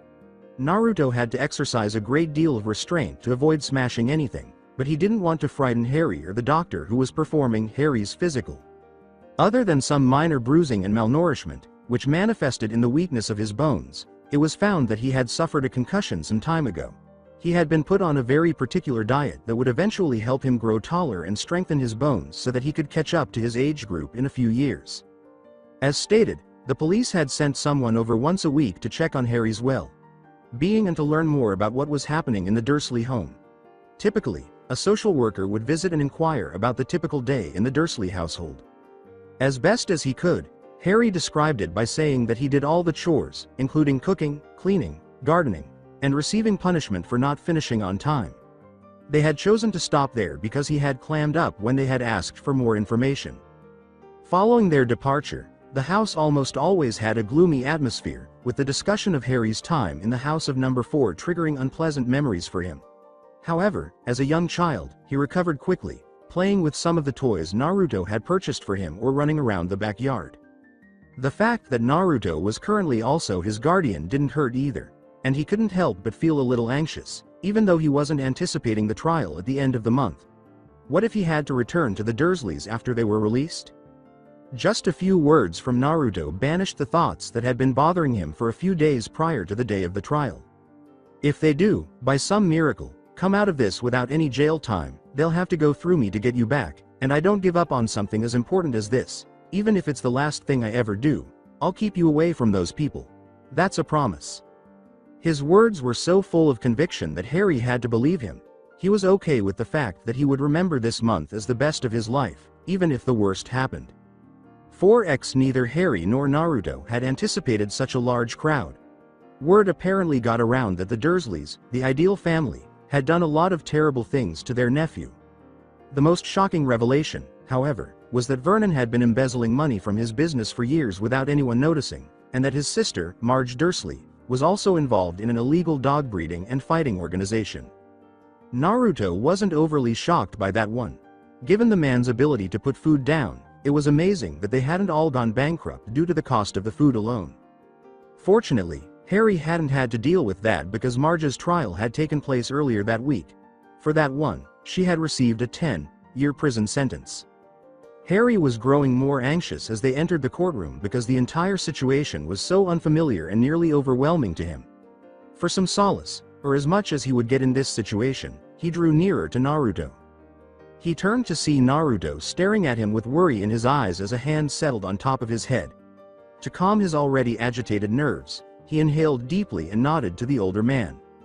They started to sit down, but Naruto noticed a tiny flash out of the corner of his eye. His heart fell at the sight that greeted him as he turned his head to see what it might be. At the opposite end of the room, a certain Albus Dumbledore stood with his eyes staring directly into his own, glimmering wildly. Shit, 4x. This isn't working out. In actuality, it wasn't. One Petunia Dursley was called to the stand to testify about what had transpired in the house after the judge entered the room and the court began its opening statements. At this point, Naruto and Harry's situation started to deteriorate. Naruto realized immediately that something was amiss when the interrogation started. The questions themselves weren't particularly problematic, but he could tell something wasn't right by the way Petunia responded to them and by the glazed expressions on many of the faces. In a rather unconvincing manner, Petunia had replied that the boys had simply been a little rowdy that day and that everything was fine in the Dursley home. For Naruto, the judge's belief in that small act a euro, while ignoring the copious amounts of evidence collected in the Dursley home and at the hospital a euro, was just another warning sign. The fact that the elderly man was simply sitting in the back of the room, staring slyly at Naruto with a rather eerie smile, didn't help either. Even a blind man could see that she was lying through her teeth during the cross-examination. Harry was a little alarmed by her frequent hateful looks in their direction while she spoke, but Naruto did the best he could. He had witnessed worse. Naruto wanted to forget everything, rush up, and strangle Vernon Dursley when he approached the stand. He began ranting about the terrible things he had done to Harry and, surprisingly, what he had done with his company, as if he no longer cared. Naruto might have contributed to that, of course, but who could have known? The problem was that nobody seemed to care, and as he glanced around, he noticed that even more people appeared to have that strange glazed expression on their faces. The jury looked off into the distance, unconcerned, and the judge dismissed the testimony. It was extremely unsettling, and Naruto was aware that the elderly man was responsible for this. The fact that he was literally controlling practically everyone in the room was getting on Naruto's nerves, and his presence was simply too coincidental. Fortunately, after Vernon's testimony, a brief recess was called. After Vernon's brief tirade, Naruto and Harry left the room, with Harry looking deathly pale. Mr. Sparkle himself had already confronted them before they had even gone down the hall. "Good day to you, Mr. Uzumaki, young Harry. I hope that the day has been good to you." "As well as it could be," was Naruto's rigid response. He was aware that something was wrong, but he was unsure of what it was. With each word, his voice grew softer. Good, because it'll be the last good day either of you will have for a very long time," he said. As Naruto listened to the old man's digressions, his eyes widened. "I was prepared to storm your little house and take Harry back by force, but I was curious, and I had never seen such a technique before, so I watched you. You were even more fascinating than I could have ever imagined. You think I don't know my own mind well enough to know that someone has tampered with it? It was easy to reverse whatever it was that you did. When this little farce is over, you'll be gone and little Harry will be back to where he was before you came along. I hope your day is as good as mine, because you don't have many left. But you are nowhere near as powerful as I am. Your little frogs won't be able to stand up to me.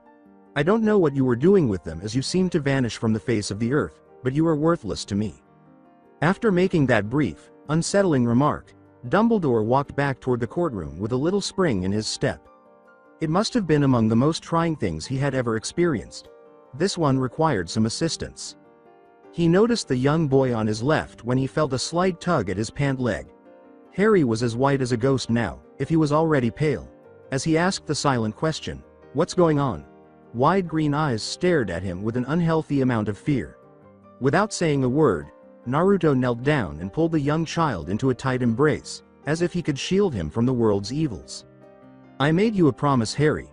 You won't be going back to those people, and I always keep my promises." 4x The people still had that strange glazed expression on their faces as they returned to the courtroom. The elderly man watched with a smug expression on his face, not realizing that Naruto was grinning. Smiles don't last, old man. Keep them coming. If it weren't for Naruto's toads running around the floor, which freed people from the old man's influence, the court proceedings would have gone on as they had for the previous hour. At first, he wasn't sure if it would work, but it appeared to function similarly to Genjutsu a Euro. Albeit a very powerful Oni a Euro. But it was still an illusion. Things deteriorated as more and more people, including the judge, realized who they were. That is, for the Dursleys. After hearing from each of them, it was determined that they were guilty, despite the fact that Dudley was a child and provided more information than any of the others. The adults would receive life sentences for embezzlement, child abuse, neglect, and harassment. Since his aunt was already incarcerated, the youngest Dursley would be placed in an orphanage until he reached adulthood. Harry had only been asked a few questions, mainly about how he was treated while under Naruto's care and whether he would rather stay with Naruto or go to an orphanage. He had already expressed his feelings about staying with Naruto. Additionally, Naruto was asked if he wanted to care for Harry, a question he had to respond to much more than Harry. He had agreed to it right away, and when he saw the expression on the old man's face, he found it difficult to contain a little laugh. He appeared on the verge of blowing a gasket.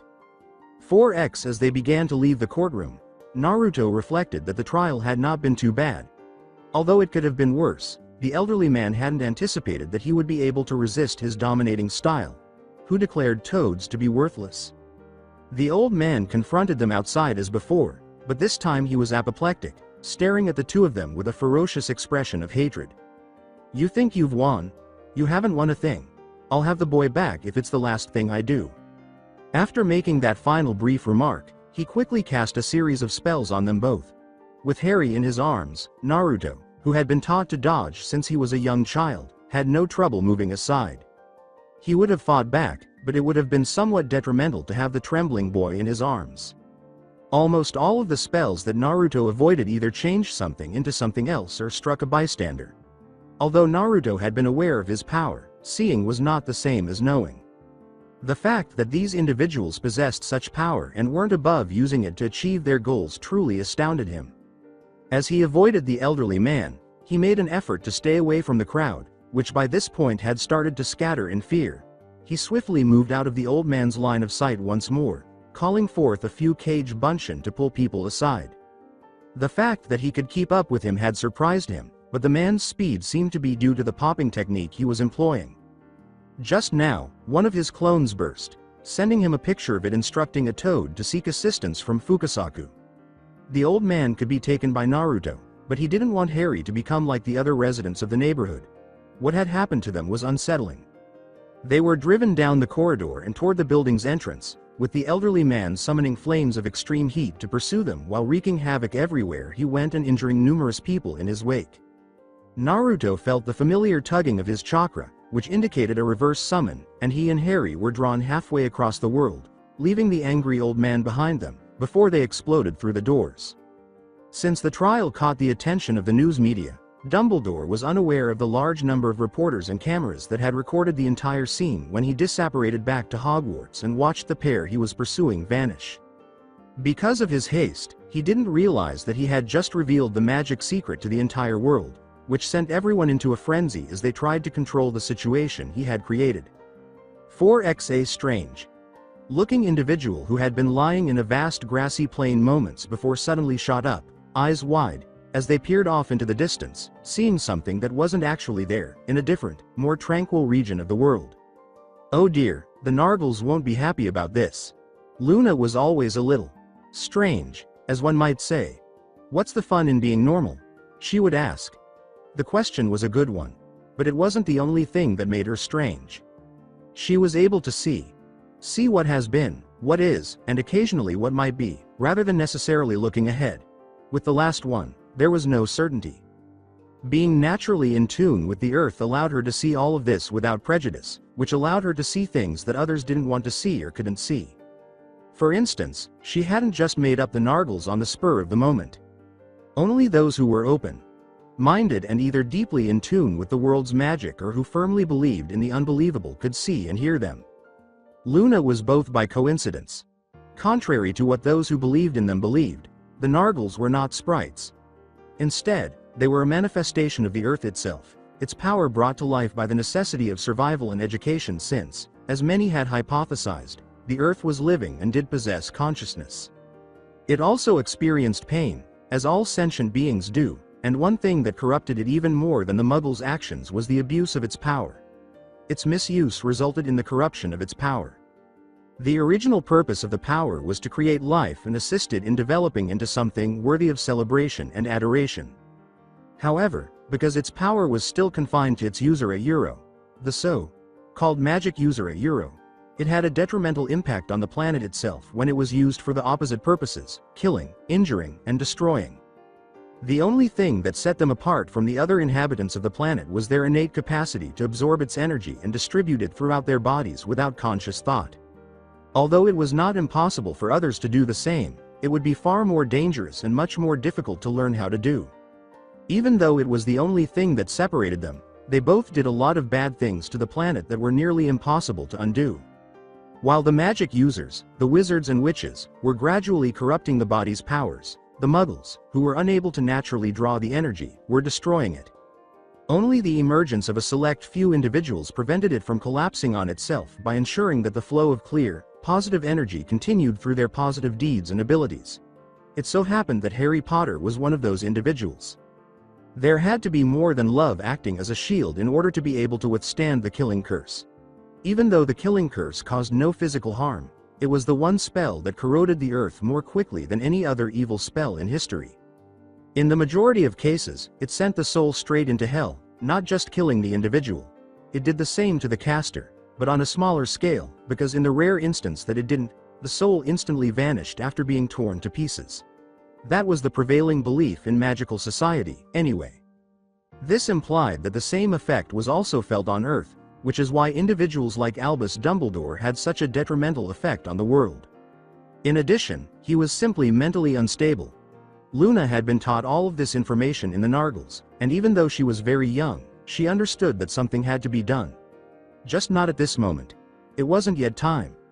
But there were other strange animals that were simply byproducts of the earth besides Nargles. Before it was corrupted, the spirit and energy of the earth were perfectly embodied by unicorns. It was too majestic and pure to be true. The corruption that humans had caused to the planet over the years had resulted in mutations in other creatures, like the Thestrals. They stood for what the earth was becoming. Though darker and more reclusive, they were nonetheless equally kind as unicorns and not at all malevolent. It occurred to her as she strolled through the fields surrounding her house that it was time for Luna, dinner. She heard from a distance. That statement made her previous thought vanish. She hoped they were having dinner with nettles. Even though she had never had them before, those were her favorites. After all, she was a pretty strange girl. 4x additionally, Dementors were a mutation that was triggered by the Earth's energy being corrupted. They thrived on fear, anger, and despair, which is the exact opposite of the Patronus charm, a spell based on a real creature that existed thousands of years ago. They evoked those feelings and thoughts in people, but they were only visible to those who could use natural energy. They were used as guards for criminals because they were easily influenced and only wanted to feed off of those feelings. But they didn't actually have as much of an impact on animals as one Sirius Black found out while he was a prisoner in Azkaban. He had saved his sanity by discovering this, so it had truly been a fortunate discovery. He knew that something was wrong with his mind whenever he transformed because as a dog, it was brought closer to his baser instincts. But it took him 3 years to figure it out, with the Dementors diverting his attention every time he was about to learn what had happened to him. He had believed for a while that he was going crazy, but then he discovered magic remnants in the back of his mind that he knew weren't his. It was a challenging procedure. As he struggled to expel the alien energy, he quickly realized it was Dumbledore's. He screamed, he raged, and he hated when he finally got rid of it because it unlocked memories of the night the Fidelius was performed. This was the first time he had screamed since being sentenced to hell on Earth. He detested Dumbledore for treating him in this way and Peter for betraying them, but he detested himself most for failing to act morally and support his godson. He was never one to truly consider the ramifications of his actions or to claim that he was a humble persona Euro. In fact, some people would argue that he was a haughty toe rag. What he was, however, was cunning and devious. It showed up in one form or another, no matter how hard he tried to hide it. No matter how much he begged not to go, the Sorting Hat had originally wanted him in Slytherin. You can only imagine how shocked he was when the Hat, unwilling to reverse its choice, chose Gryffindor. He had never given it much thought because he was too happy to be leaving his family at last, but now that he thought about it, he realized that something was wrong with that one. His pranking also demonstrated the lengths he would go to in order to humiliate someone or obtain what he desired. He was aware of the vicious nature of his school day antics, including the incident involving Snape and Remus during the full moon. At the time, regardless of what anyone said, the other boy was just as bad as he had been, if not worse, because he gave as good as he got and he had grown weary of it. He hadn't really wanted Snape out of the YA, not killed, but scared out of his damn mind. All he really wanted was for the boy to back off, and if that meant displaying a werewolf to him, then so be it. Even though he didn't want to acknowledge it at the time, he was a black man, plain and simple. He was born with it. Although he had matured and learned to restrain his impulsive behavior, this did not make him any less ruthless or crafty. He was going to check on his godson as soon as he left Azkaban, but he was pursuing Albus Dumbledore and nothing could stop him. He was, after all, black. He never realized that his mind was gradually becoming more and more deranged as he kept thinking of increasingly horrific deaths for Dumbledore. 4X as it had been for years, it was dark. She could only see the slightest flicker of light in extremely rare moments. The cold feeling that had surrounded her and her husband years before was something she detested. She didn't realize that he was in far worse shape than she was. Sometimes she felt as though she would never be able to break free from the darkness, but her 6-year-old son's light always helped her do so, at least partially. She was able to see him and express her love for him, but she was limited to doing simple things like touching his head or staring at him for extended periods of time. She did everything in her power to tell someone what had truly happened to them, but all she could do was provide her son with candy wrappers as hints. Her light went out when he left, but she knew he would return, and she knew she would have another opportunity to escape when he did. She would not surrender so easily. A closer look at the candy wrappers the young boy was given might have revealed that they once held tiny candies with a lemon flavor. 4XY. Why did he do that? He wouldn't normally have done something so reckless, foolish, and downright stupid. What had he done, then? While he paced around his castle office, totally shut off from the outside world, he thought about this. It would be an understatement to say that he made a huge mistake. In an attempt to hide the chaos he had created by demonstrating to the Muggle world that magic did exist, the Ministry of Magic was in complete disarray. They weren't performing it well. Their poor understanding of the Muggle world proved to be their downfall because they failed to inform people and lacked the technological know-how to realize that it had been aired on television and recorded by various stations, reaching millions of viewers. This was not going to be an easy one for them to escape. It would not be long before they were discovered and fully exposed. In addition to receiving numerous howlers, he also lost his job as chief warlock for permitting the boy, who lived to be taken away by an enigmatic person about whom not even he knew much. He hadn't actually learned as much as he had boasted, even if he had been spying on him for a month. He was aware that something was wrong with him, but he was unable to identify it, and it would take him some time to do so. He had done more than merely read his memories and bide his time while Naruto was in his thoughts. The man would be impacted every time he thought about Naruto or Harry at all because he had implanted a rather intricate sealing technique in his mind. Since the technique differed depending on the individual, he was unable to predict the man's reaction. Whenever his impulses were on his mind, it appeared to impair his judgment and self-control. Naruto was unaware that the situation didn't end there. Over an extended period of time, it also caused a person to gradually lose all of their sanity. As Dumbledore sat with his head in his hands, he had no idea that the more he thought about Naruto and Harry, the more he was gradually losing himself. 4X Naruto observed Harry playing with the toads he had previously called forth. The boy had been a little taken aback when they had landed in a large, flat field devoid of any sky. Despite the near miss, they had made it without any issues. Naruto had taken the time to tell Harry what the old man they had met was talking about and where they were now after they had been reversed summoned. Explaining what it was and why they were here, without going into too much detail, took only an hour or two. Although it had been a long day for both of them, he would have told him more at the time. Even though Harry claimed he was too big for naps, Naruto put him to sleep and then fell asleep himself. Later, when he woke up, he discovered Harry playing with the toads that still hadn't made it back to the mountain. Having grown up with only the common toads of the world, Harry appeared completely enthralled with the fact that the toads could talk and perform a wide range of other abilities, and who wouldn't be? For something as important as the conversation they needed to have about their next course of action, he lacked the courage to really interrupt him. Although Naruto was aware that he would soon have to begin teaching the child, he would give him a little more time to enjoy his freedom before getting down to business. In addition, he needed some downtime because it had been a very stressful month for him. He decided it was time to show the young child the most significant invention ever made as he called Harry to him. A bowl of steaming hot ramen prepared according to the Ichiraku recipe. He hadn't had any in far too long. One day, when he thought the child was ready, he would show him the color of the gods. But for the time being, he needed ramen. Without it at least once a week, he wouldn't be himself. He was, after all, Naruto. As he watched the young child go through the forms he had shown him just a few days earlier, Naruto grinned. They had been here for a few weeks. Harry had thrived under his guidance, and he was still unsure of what to call it. He hadn't been certain that he was sensei material at first, but if he could teach Konohamaru the Rasengan, he could teach this boy the survival skills he would need. After they had calmed down a little, Harry had asked him a question that caught him off guard. How come he hadn't murdered Dumbledore? It was pretty easy for Harry. Their issues will vanish if you kill the elderly man. However, Naruto found the question to be rather complex. He had numerous chances in the past to murder his adversaries. Despite killing his sensei, destroying his village, and attempting to capture Nagato, he did not kill him during their numerous encounters, nor did he kill Sasuke when he had defected from Konoha. Rather, he was able to win them over and make friends. Unless he saw no other option, killing someone was simply not in his nature. He didn't notice that killing was part of his job description.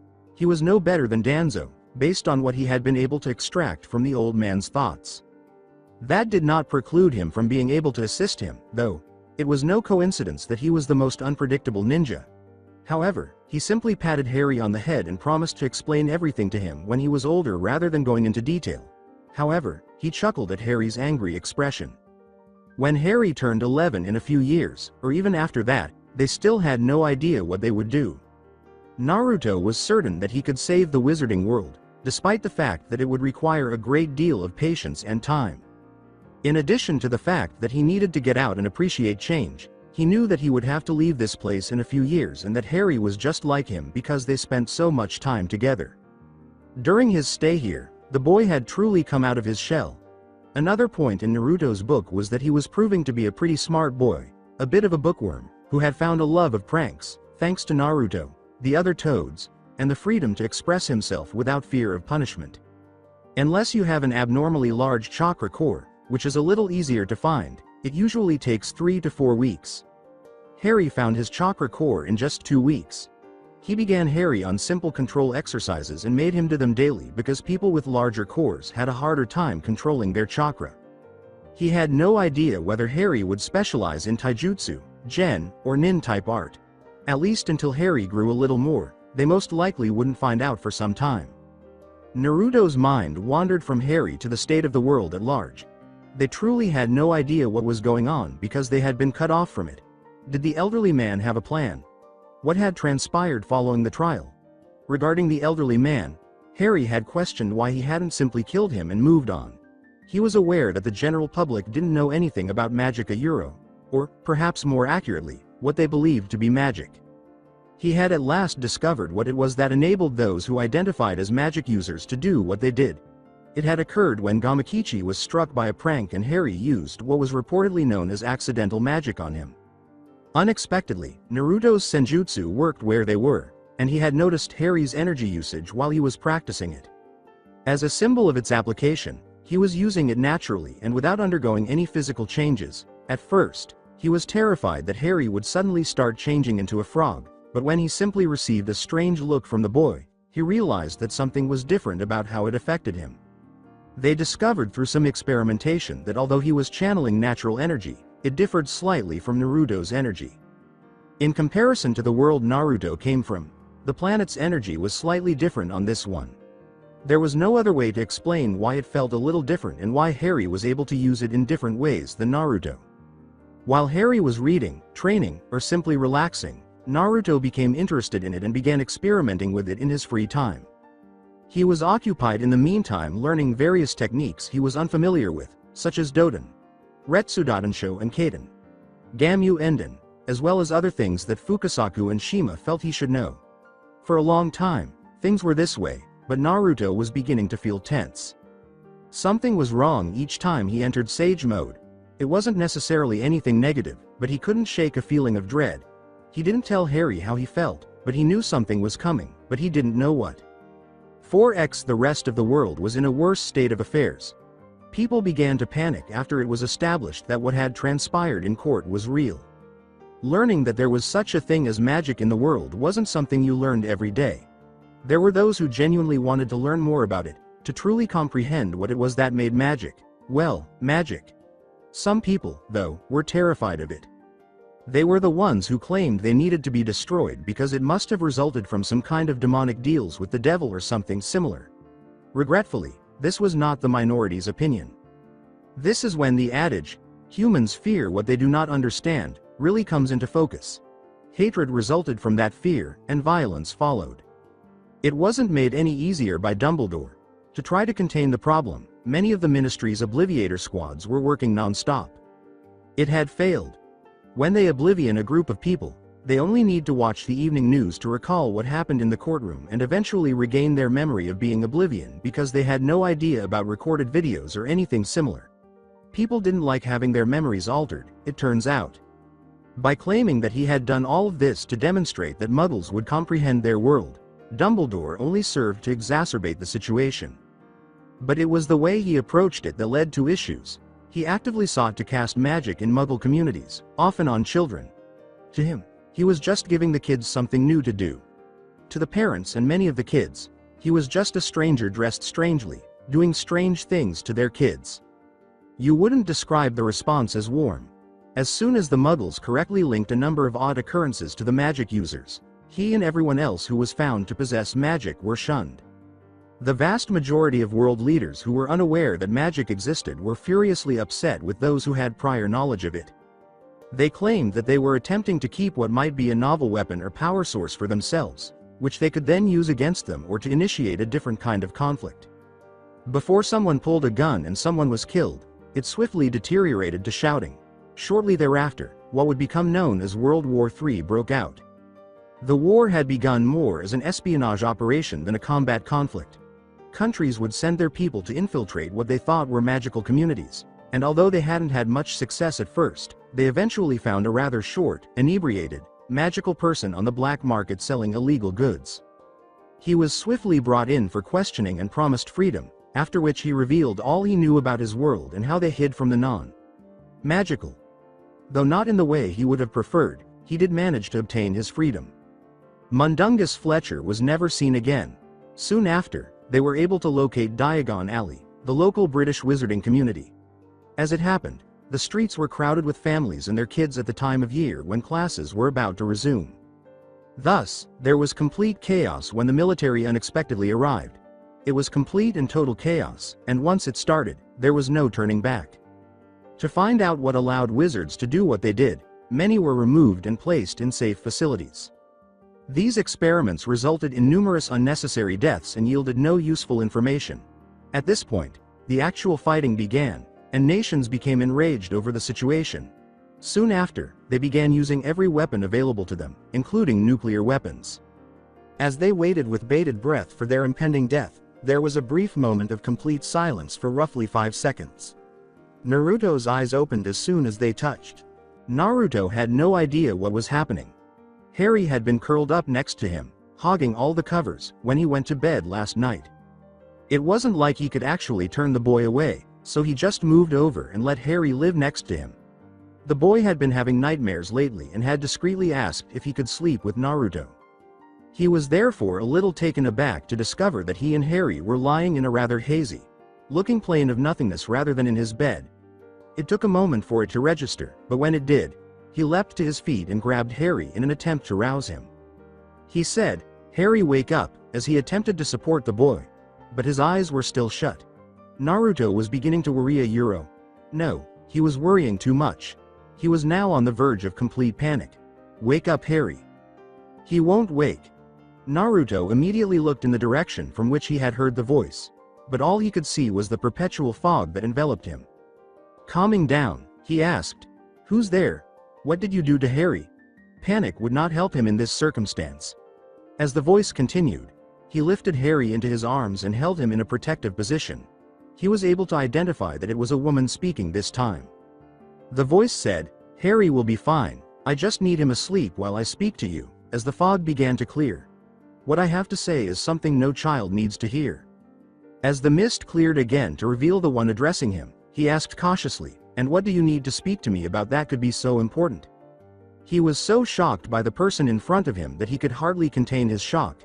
He had only ever seen the person in his arms before. She had dark red hair, a gentle, lovely face, and piercing green eyes. "Are you?" "Yes, my name is Lily Potter, or rather, the spirit of Lily Potter." At that statement, Naruto's eyes widened. "But how are you here and where is here?"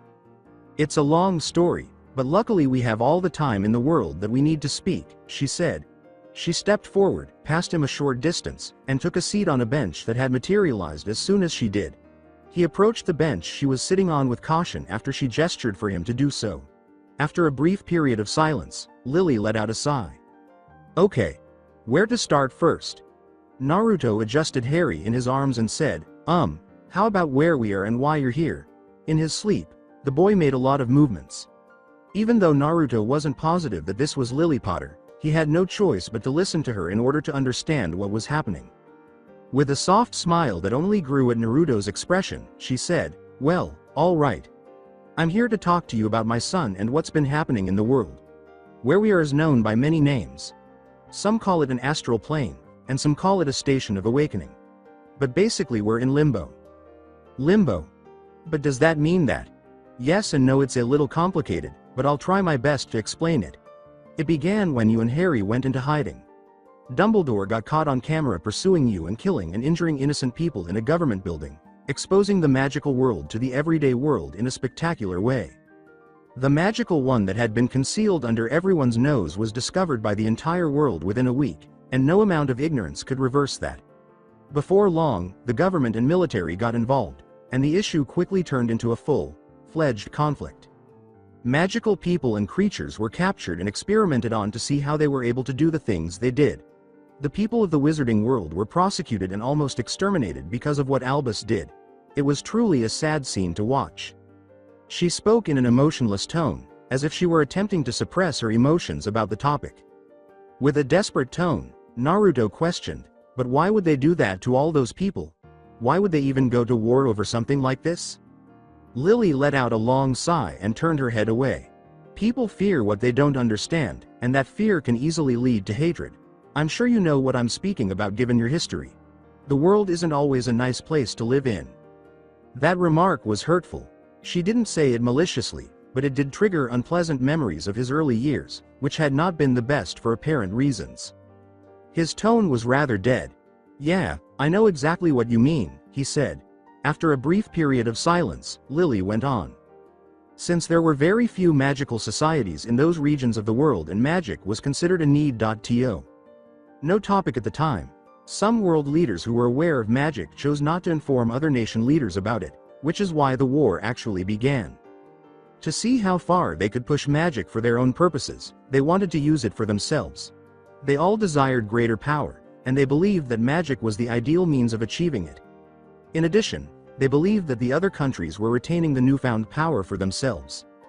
In essence, it was all one big clusterfuck of self-indulgence and greed." Naruto was almost scared to ask, but he knew it would come up sooner or later. The more he heard, the more he was reminded of the council back home, like a child having a tantrum because he couldn't get what he wanted. What happened to the magical creatures and people? All of them underwent experiments. The numerous enchantments that surrounded the areas where wizards were most prevalent made it difficult for them to locate themselves, but they were fortunate enough to apprehend a rather weak-willed individual who unintentionally gave the location away to the foreign military. They stole everything they could find during their raids on Diagon Alley and numerous other densely populated magical grounds. The woman, the children, and the men were taken. They left everything in ruins after stealing every book, every artifact, and every magical creature they could find. They did unspeakable and terrible things to both humans and animals, and their efforts yielded no results. It was a complete waste, she declared emphatically. They couldn't really put those exercises into practice, and the only things they really managed to find were things from the books. They began killing them all after discovering that they couldn't actually apply the knowledge found in the books. They believed that they would pose a threat, but all they wanted was to be left alone. At least the majority of them. The war started because the other nations were not pleased with what their neighbors were doing, but they had strong weapons. They were able to destroy the world and all of its inhabitants, so in my opinion, they're too powerful. Naruto felt cold when he heard that statement. What do you mean that the world was destroyed? How were they able to ruin the world? With what are known as weapons of mass destruction, or WMDs. In the end, there was nothing that could be done about it, and it destroyed the entire world, killing everyone and everything. So I rescued Harry from his awful aunt and uncle, and that's how it all began. I wanted to believe that what she was telling him was a lie, but it was too complex and too consistent to be a lie, he said in a low voice, his face deathly pale from the news he was receiving. She firmly asserted, no, it wasn't anything that you did, claiming that the evil, cunning old man Albus Dumbledore and his conflict with the itinerant ghost Voldemort were to blame for everything. None of this would have occurred if it weren't for them. Oh, I see. I had forgotten about that. How did he end up? During the time of all of this, he was still roving around Albania. In a few years, he would have been a major issue if things had gone differently. Fortunately, that didn't occur, but now you know what did. That's it, then? Are all of us dead? After everything he had experienced in his life, he didn't expect to die in his sleep from a bomb. In fact, it was somewhat anticlimactic for a shinobi death. It was exactly like what had happened on his world, except that he was killed along with everyone else. He thought of all the children who had died as a result, as well as all the people and creatures. Looking down at Harry's sleeping body, he wrapped his arms around him tightly and couldn't help but cry a little at the thought of the little boy who would never know the joys and sorrows of life. She knew that he would be good for Harry and that Harry would be good for him, and she watched the man she had grown to respect hold her only child the way her father would hold her after a bad dream. He was the best person she could have asked to protect her son and teach him well. If she and James couldn't do it, he was the next best thing to teach him the right way and protect him in case something happened. She had witnessed his childhood experiences and his adventures as he grew up. Lily said softly, no, there's a reason I'm here telling you this.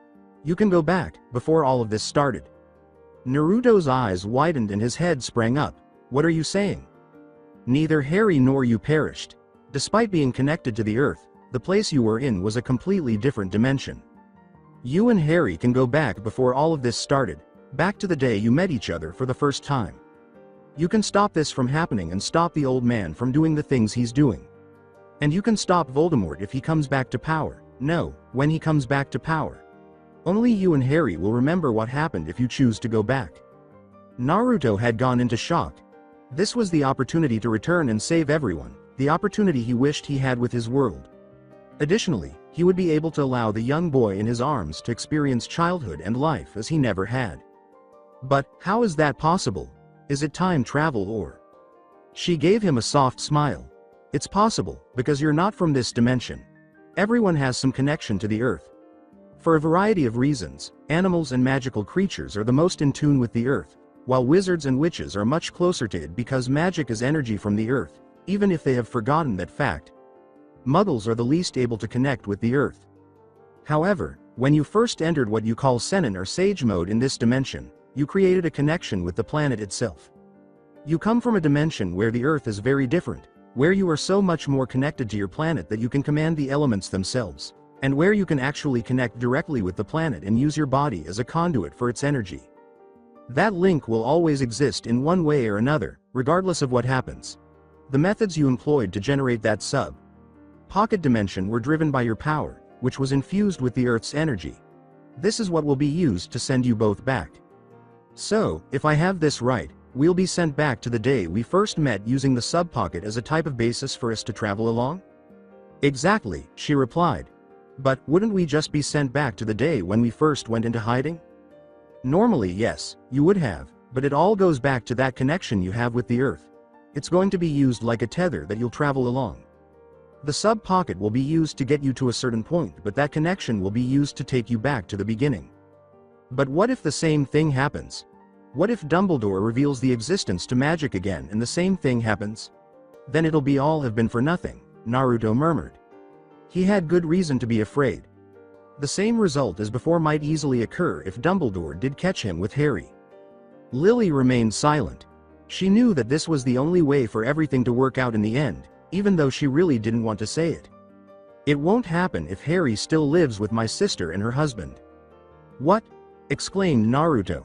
Why would you want him to go back to those people? You're his mother. Of course I don't want him going back to Petunia, but if he doesn't stay there then Dumbledore will get suspicious and find out what's going on and we'll be right back where we started, she said with a green face. Harry has to go back with Petunia and he has to go to Hogwarts when he turns 11. I wish things could be different, but there are so many things that are going to happen at that blasted school that will have a profound effect on the magical world and the rest of the world in general. Trust me, she said as she gazed at his eyes weeping, it's the last thing I want for my only son. But I know that you'll be there for him, to guide and protect him because I can't. In this world, you're the only thing he really has. Please, will you do this for me? Look after my child? How could he possibly turn down a request like that? Even if Lily hadn't asked him to, he would have continued to watch Harry because he had grown quite fond of him. He glanced at Lily, who was wearing such a desperate expression that he didn't have to consider his response carefully. I'll take care of Harry, it's a promise. Thank you. 4x For a while, they sat in cozy silence, Lily now holding Harry while he slept. She claimed that, like any mother, she had wished to hold her son for a brief moment. Naruto was looking at both of them because he had a question and this was likely his only opportunity to find the answer. I hope you don't mind my asking, but, he said slowly, Lily. Yes. Do you know how Harry survived that night? I thought that the killing curse was unable to be blocked. Well, it's really that easy. Dumbledore did get it right when he figured out why Harry survived. There were wards in place to keep us there when James told us to leave, and I knew that he wouldn't be able to fight Voldemort. James was killed by the killing curse, and then he came for us. There wasn't much I could do, so I tried to beg for my son's life and gave him one last kiss on the forehead before he broke down the door. I couldn't leave my only son vulnerable to that monster, even though Voldemort claimed he would spare me and only wanted to kill Harry. Knowing what would happen to me, I faced the curse head on. Even though it was the worst feeling in the world, I was surprised to realize what was happening. Later, I discovered that Harry carried my magic and a piece of my soul with him when I voluntarily stood in front of that curse, praying that he would be okay. Additionally, there was some earthly magic involved, though I'm not really sure what it did. I'm not sure if it kept Harry safe or if it kept me from going to hell or having my soul destroyed. Because the earth is such a finicky creature, its magic is unexpected and unforeseen. I am aware that the scar I left on his forehead serves as a protective symbol for him. To be honest, it isn't a scar at all. It saved him, which prevented that curse from destroying my soul. That's why I'm here and James isn't, because I was protected, for the most part, from that curse's worst effect. The curse can either destroy one's soul or send it straight into hell. It was also due in part to that prophecy that was made shortly before his birth and quite a bit of luck, and so here I am. What a terrible curse, to be able to destroy one's soul. Yes, it really is. Naruto, what do you plan on doing when you go back? He said with a faintly sadistic gleam in his eyes. Well, since Harry has to stay with those people, I'm going to be paying them a little visit. They're going to rue the day they messed with Harry. And I don't normally use the word rue. It wasn't for nothing that he was Konoha's greatest practical joker. At that final comment, Lily burst out laughing. Even if he had to live with the Dursleys himself, she was confident he would treat Harry well. She heard a groan and looked down. She gazed at her son and remarked, Harry seems to be waking up. Harry, time to wake up, son. He whispered, 5 more minutes. The sound of a woman laughing and the baritone laugh he recognized as coming from his guardian caused his eyes to open. A stunning woman with soft features and red hair was staring at him when he looked. But the eyes gave him a hint as to who it might be. Mum. All he had to see was her nodding before his face was buried in her shoulder and her sweater was soaked with tears of happiness. For what felt like an eternity, they remained mother and son.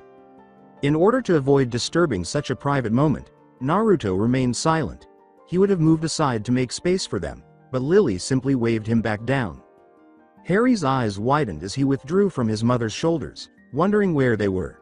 He immediately began to ask questions as soon as he saw Naruto. Naruto. Sensei, what's going on? Where are we? Naruto let out a sigh. That kid is a simple question with a very long and complicated answer. As Naruto began giving a rather condensed explanation of what was happening and what would happen, Lily sat Harry down between them. Given that he was returning to live with the Dursleys and the news of what had happened to the world, Harry was naturally upset. But why'd I have to go back? They're just going to put me back in the cupboard again. He was crying. I don't want to live with them again, I want to stay with you. Harry, Naruto softly replied, you may have to live with the Dursleys, but there is no way that they're going to treat you the way they did before. Leaning against his mother's side, he asked glumly, how do you know that? He looked Harry in the eye, displaying the promise and resolve that shone beneath his blue irises. Because I'm going to keep you safe from them, even if you have to live with them. They lay just one finger on you. If I find one hair out of place on your messy head, then they have to deal with me and damn the consequences, he said firmly. Prior to all of this, Harry had only witnessed Naruto acting in this manner while they were in the courtroom. The tone of his voice told him that everything would be alright. The blonde was typically where they did. He nodded his head slowly because he knew he had little other option. Harry said, somewhat pouting, okay, I'll go. But I want a toad with me just in case. He wasn't going to suffer in solitude if he was returning to suffer alongside the Dursleys.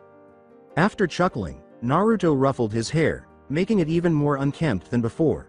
After a few seconds, he gave up trying to straighten it and declared it a lost cause. He looked to his mother for assistance, but based on the big grin on her face, it seemed that she would not be able to help. Lily gasped and jerked Harry closer to her as she turned to face Naruto. She said sadly, Naruto, it's almost time for the two of you to go. Harry, I want you to know that no matter what I love you. No matter what anyone says to you, just know that I love you with everything that I am. He said, I love you too, Mum, as tears began to trickle down his cheeks. I love you too. She turned to talk to Naruto again as she put her arms around him. I'm glad that I know someone like you is taking care of my son. Be careful dealing with the old man and with Voldemort, Naruto. I will. They don't hold a candle to me, he said with a hint of arrogance. The muffled reply from Harry was, show off, as he untangled himself from his mother and walked to where Naruto was now standing. Just one more thing before you go. Everything will be the same as the day you met except for a few things. The techniques you used will still be active. That means that the sub-pocket dimension will still be there because of the way we're going to be using it, even though you haven't actually done it yet. Really? But, wait, how? Time travel is so confusing. Lily said, yes, I suppose it can be, as the fog began to gather around her body. Harry, Naruto, while I can't wait to see you both again, I hope it won't be until you're both terribly old men. Harry shouted, Mum, I wish you hadn't died. I wish you were still alive, as she grew farther away. Oh Harry, I am alive. Within you, I still live on. As long as you don't forget about me, I'll still be with you. And like I said, we'll see each other again one day. Off in the distance, they heard her final whisper as she faded away completely and darkness overtook them. One day. So that's it for today. I hope you guys enjoyed it. Don't forget to like, share and subscribe to the channel for more awesome stories like this. Thank you. See you all in my next video.